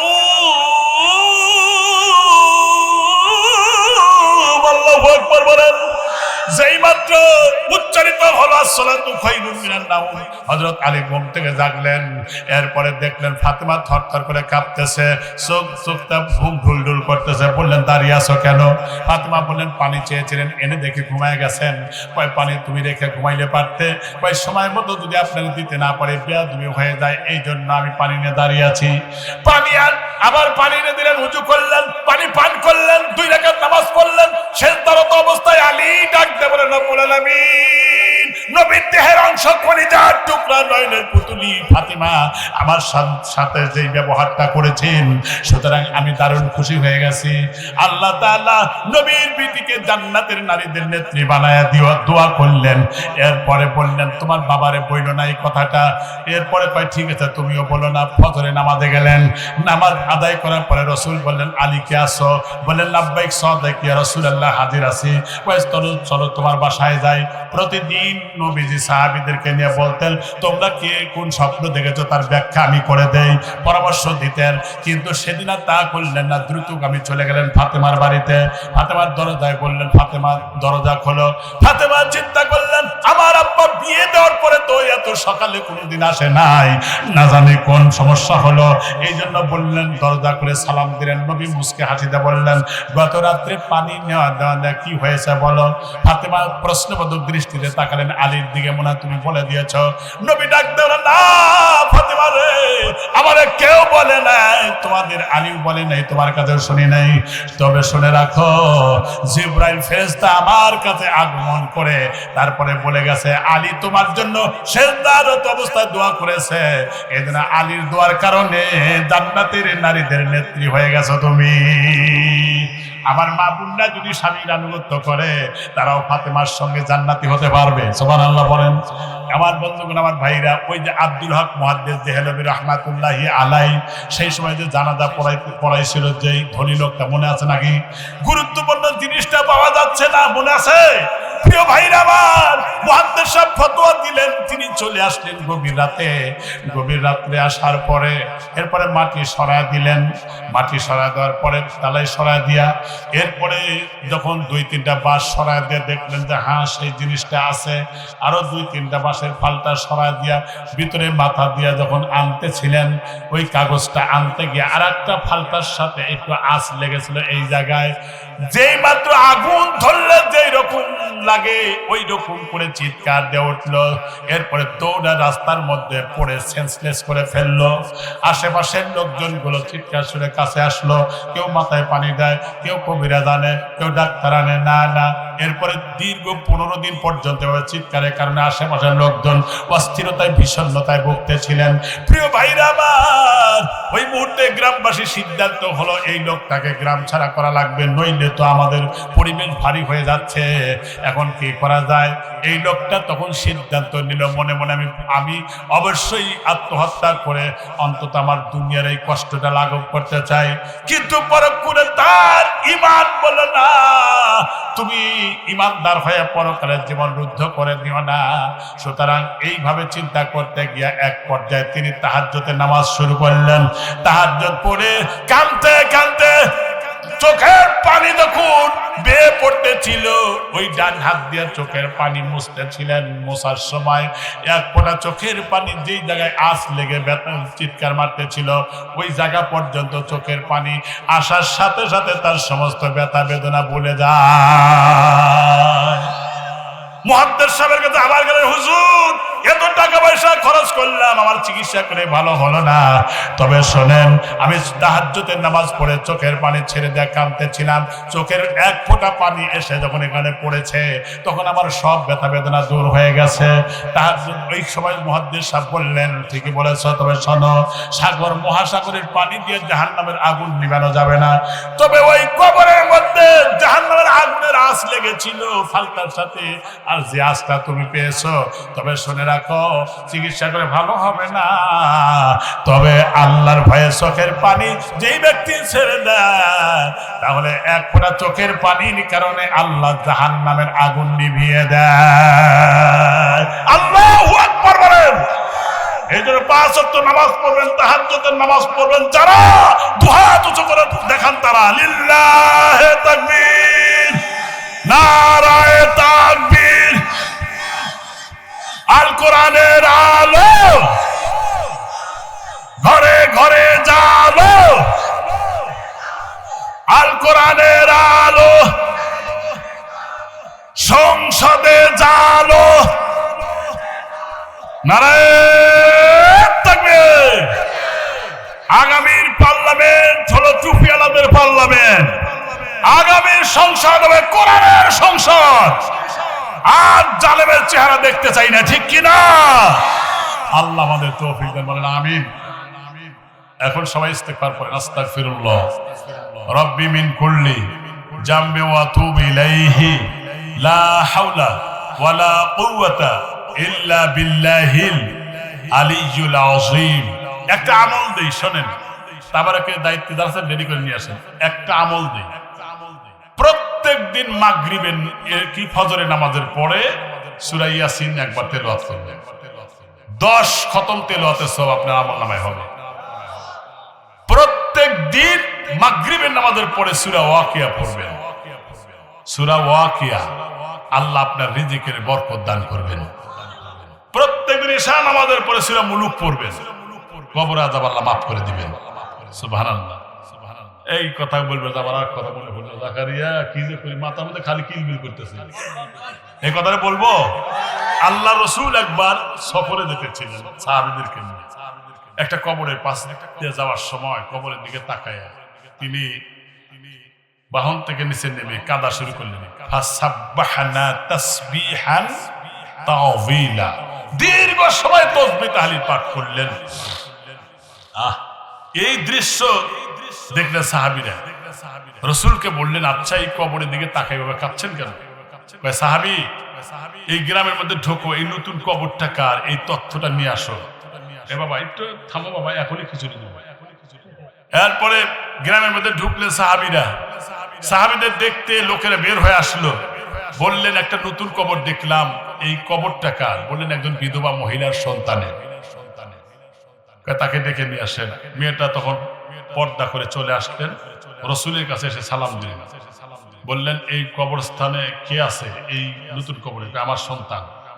আপনি কি তার উপরে সন্তুষ্ট ছিলেন? জি না। কেন? আমার সন্তান এতই আনুগত্যশীল ছিল আমার, যে প্রত্যেক দিন আমার ঘরে আমার সাথে দেখা না করা পর্যন্ত স্ত্রী ঘরে যেত না, বাজারঘাট করে আগে ব্যাগটা আমার হাতে দিত। একদিন দেখলাম আমার বৌমা রাস্তায় গিয়ে কি যেন কানে কানে বলল, তারপরে থেকে আর আসে না, এরপরে কথাও বলে না।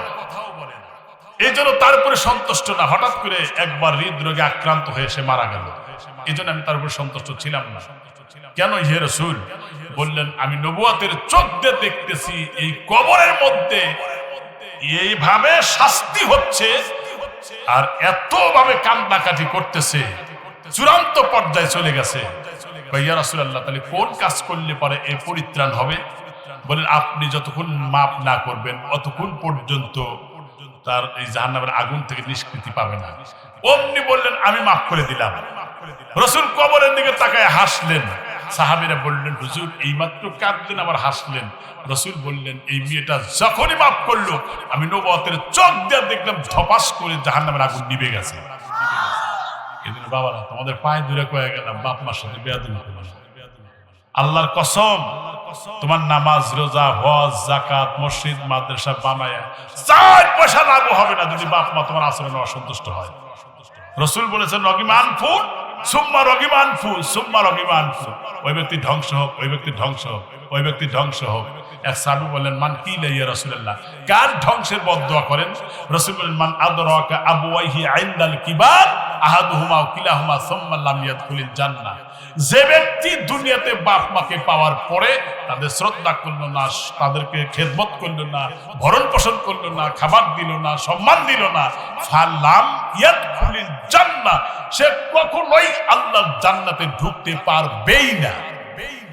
এক সাহাবী তার মা শেষবারের মতো বলে হজ করলো, হাঁটতে পারে না, প্রতিবন্ধীর মতো, কান্দে করে নিয়ে হজ করলেন, সাই করলেন, ছাপা মারা দৌড়ালেন, উকুফে আরাফা, মুজদালিফা, রমি, হাজার সব দায়িত্ব পালন করে ফিরে এসে রাসূলকে বলেন, আমার কি মায়ের খেদমত শেষ হয় নাই? নবী বললেন, না, হয় নাই। তোমার মা তোমার বুকের চামড়া কেটে যদি মায়ের এক জোড়া জুতাও বানা দাও, তোমার মায়ের ঋণ শোধ হবে না। অথচ এই বাপ মার সাথে দুর্ব্যবহার করে অনেক কুলাঙ্গার সন্তান আছে না নাই? এর চাইতে জঘন্যতম পতিত চরিত্রের সন্তান আছে বলে আমার জানা নাই। এই জন্য বাপ মার সাথে দুর্ব্যবহার করো না। ভবিষ্যতে আসলে মা বাপ নিয়ে কথা বলবো, সেদিন আরো বুঝতে পারবে। পরিশেষে মোনাজাতের আগে একটা পরামর্শ দেই, প্রতিদিন তওবা করবেন, নামাজের পরে তওবা করবেন। রাসূল সাল্লাল্লাহু আলাইহি ওয়াসাল্লাম তিনি অন্তত পক্ষে প্রতিদিন 70 বার তওবা করতেন, যার আগেও গুনাহ নাই, যার পরেও গুনাহ নাই। তিনি যদি তওবা করেন তাহলে আমাদের অবস্থা কোথায়, ঠিক কিনা? এদের তওবা করবেন সবসময় জন্য। আপনি এক সাহাবী বলছেন, হুজুর পরে পড়লে হবে না? ওই পর্যন্ত তুমি জীবিত থাকতে পারবে, নিশ্চয়তা আছে? জি না। রাসূল সাল্লাল্লাহু আলাইহি ওয়াসাল্লাম বলেন, আমি ডাইনে সালাম ফিরেছি, বামে ফিরাতে পারবো কিনা এই নিশ্চয়তা আমার কাছে নাই। তাহলে যে কোনো মুহূর্তেই তওবা করো। কারণ ফাকুলতু ইস্তাগফিরু রাব্বাকুম ইন্নাহু কানা গাফফারা, সূরা নূহের মধ্যে আছে, তাই না? যে হে নবী আপনি বলে দেন, গুনাহ করেছে, অন্যায় করেছে, সে যদি তওবা করে ফিরে আসে আমি আল্লাহ তার সব গুনাহ মাফ করে দেব। ওয়াল্লাযীনা ইযা ফাআলু ফাহিশা আও যালামু আনফুসাহুম যাকারুল্লাহ, আমার যাকারিয়ার কথা আছে। তার মানে কি? সেটা হলো এই যে যদি কোনো মানুষ পাপের মধ্যে সংগঠিত হয়ে থাকে, পাপ করেই থাকে, সে যদি পাপ করার পরে ফিরে আসে, যাকারুল্লাহ, আল্লাহকে স্মরণ করে, ফাস্তাগফিরু লিযুনুবিহিম, আমি আল্লাহ তার মাফ করে দেব। সুবহানাল্লাহ। এই জন্য তওবা করবেন, আল্লাহর কাছে ফিরে আসবেন, স্বামী স্ত্রীর মধ্যে মহব্বত বাড়াবেন, সন্তানদেরকে দিন শিক্ষা দিবেন, নামাজি বানাবেন। কারণ আপনি যদি আমার ধুকুরে বেড়ায়, আমার মোবাইলে যদি জাকারিয়া 2000 টাকা পাঠায়, সাপোজ দৃষ্টান্ত দিচ্ছি, যাবে না মোবাইলে? টেকনোলজির যুগ, আমেরিকা আপনার সন্তান আছে, আপনি এখানে ভিডিও কলের মাধ্যমে তাকে দেখতেও পারতেছেন, সে দোকানে কি করতেছে তাও দেখতে পাবে এই তথ্য প্রযুক্তির যুগে। তাহলে এটা যদি সম্ভব হয়, বিকাশে যদি আমেরিকার টাকা বাংলাদেশে আসে, আপনার সন্তান যদি নেককার, পরহেজগার, দিনদার, নামাজিওয়ালা, চরিত্রবান হয়, এই ছেলেটা নামাজ কালাম করে যখন বাপ মার জন্য দোয়া করবে, বিকাশের মতো করে সোয়াব আপনার কবরে ঢুকাবে। সুবহানাল্লাহ। আল্লাহ যেন এমন সন্তান গড়ার তৌফিক দান করেন, বলেন আমিন। দোয়ার আগে আমার ওস্তাদ আপনারা চিনবেন, মরহুম মকফুর মাওলানা আহমদুল্লাহ, নাম শুনছেন? ওনার একটা অভ্যাস ছিল, এই বছর তো আমি তো আসলে বাড়ির পর সবাই, আমি এ পর্যন্ত আমার ভাগ্য হয় না, হঠাৎ মানে এত চাপ ছিল এই বছর ধরে বাধা বিঘ্নতা নাই, হ্যাঁ, পরিবেশে উন্মুক্ত পরিবেশে মাহফিল করা যাচ্ছে। এই জন্য এই প্রোগ্রামটা আমি একটু ছেড়ে দিই, আল্লাহ বড় গুনাহ মাফ করে দিই। আসলে আমি মাহফিল চেঞ্জ করে মাহফিল নিয়ে যাই। এই মাহফিলটা মানে মাহফিল আলারাই বাইটে নিছে আমার কাছ থেকে, চেঞ্জ হয়ে গেছে, ওটা হয়তো বুঝতে পার নাই। এই জন্য অগুণা থেকে মুক্ত হোক আমিও হই। আসলে আমি চেঞ্জ করি নাই, মাহফিল আলারাই চেঞ্জ করে পরে নিছে, যার কারণে এই ডেটটা ফাঁকা হয়েছিল। এই জন্য ও চাইলেও আমার ছাত্র জীবন থেকে ভালোবাসি আমি। এদের আপনাদের এখানে থাকে অনেক দিন, ওকে ভালোবাসে। আর মানে আলেমদের কাছে যাওয়া লাগে, ইমামদের পাশে বসা লাগে। আমার দাদা বলছে, জীবনে কোনোদিন ইমামকে, আলেমকে চাকরিচ্যুত করার জায়গায় বসে থাকো না, রাখার জন্য পক্ষে থাকো, কিন্তু বাতিল করার পক্ষে থাকো না। আমার দাদা কয়ে গেছে। কারণ আলেমল আমার যদি একটা হাক ছাড়ে, কেউ যদি খারাপ আচরণ করে, তা লেগে যায়। এই জন্য ভালোবাসবেন। আমি যদি 70 টাকা দিয়ে বেগুন কিনি 1 কেজি, ইমাম সাহেব ওনারও মনে চায় আমি এই বেগুন দিয়ে খাই, কিন্তু তার যে বেতন তাতে কিন্তু হয় না, ঠিক কিনা? তা কিন্তু হয় না। তাহলে কোন ইমামকে ক্ষুধার্ত অবস্থায় রেখে আপনার অঢেল সম্পদ আছে, আপনি ভালো মন্দ খাবেন আর তার পরিবারের কথা চিন্তা করবেন না, ও কিন্তু আল্লাহর কসম আমাকে কয়া দেয় না। এটা আমি সব জায়গায় বলে থাকি। তাহলে এই ব্যাপারে 10 জন যদি চিন্তা না করে, তাহলে ওই মুসল্লির কিন্তু আল্লাহর দরবারে ইবাদত গৃহীত হবে না তার পিছনে। কারণ অন্যের রিকোয়ারমেন্টটা পূরণ করার দায়িত্ব আপনাদের, আপনাদের রিকোয়ারমেন্ট পূরণ করার দায়িত্ব আমার আল্লাহ। সুবহানাল্লাহ। আল্লাহর ভান্ডারে কি ঘাটতি আছে? জামানার তৌফিক। যে কথা বলতেছিলাম, আমার ওস্তাদ মানে যেখানে কালেকশন নাই সেখানে কয় বাবা কিছু টাকা নিয়ে এসো। আমি একটা নতুন মাদ্রাসা করছি এই বছর, গত বছর 2টা হাফেজ বের হয়েছে। এই বছর চলতি মাসে 7 তারিখে মাহফিল, এই চলতি মাসে, আজকে 2 তারিখ, 7 তারিখ আমি ওই মাদ্রাসার প্রতিষ্ঠাতা এবং সভাপতি। এরপরে এই জন্য দোয়ার আগে রাসূল বলেছেন, কেউ যদি খুশি মনে দান করে তাহলে জীবনের গুনাহ কাফারা হয়ে যায়। as-saqiyu হাবিবুল্লাহ, যারা দান করে তারা আল্লাহর প্রিয় বন্ধু। as-সাদাকাতু তারুদ্দুল বালা, দান খয়রাত করলে আল্লাহ বালা মুসিবত দূর করে। এজন্য আমার মাদ্রাসার জন্য আমি বিনয়ের সাথে অনুরোধ করছি 10-20 টাকা 50 টাকা যদি থাকে তাহলে দেন, এতে আপনারা ফকির হইবেন না, এতে আল্লাহ বরকত দান করবেন। যদি কিছু মনে করেন তাহলে 1 টাকাও দিয়ে দেন। এদিন আমার ওস্তাদে এটা উনি এটা বলেছিলেন যে মাদ্রাসার জন্য তোমরা আনবা, উনি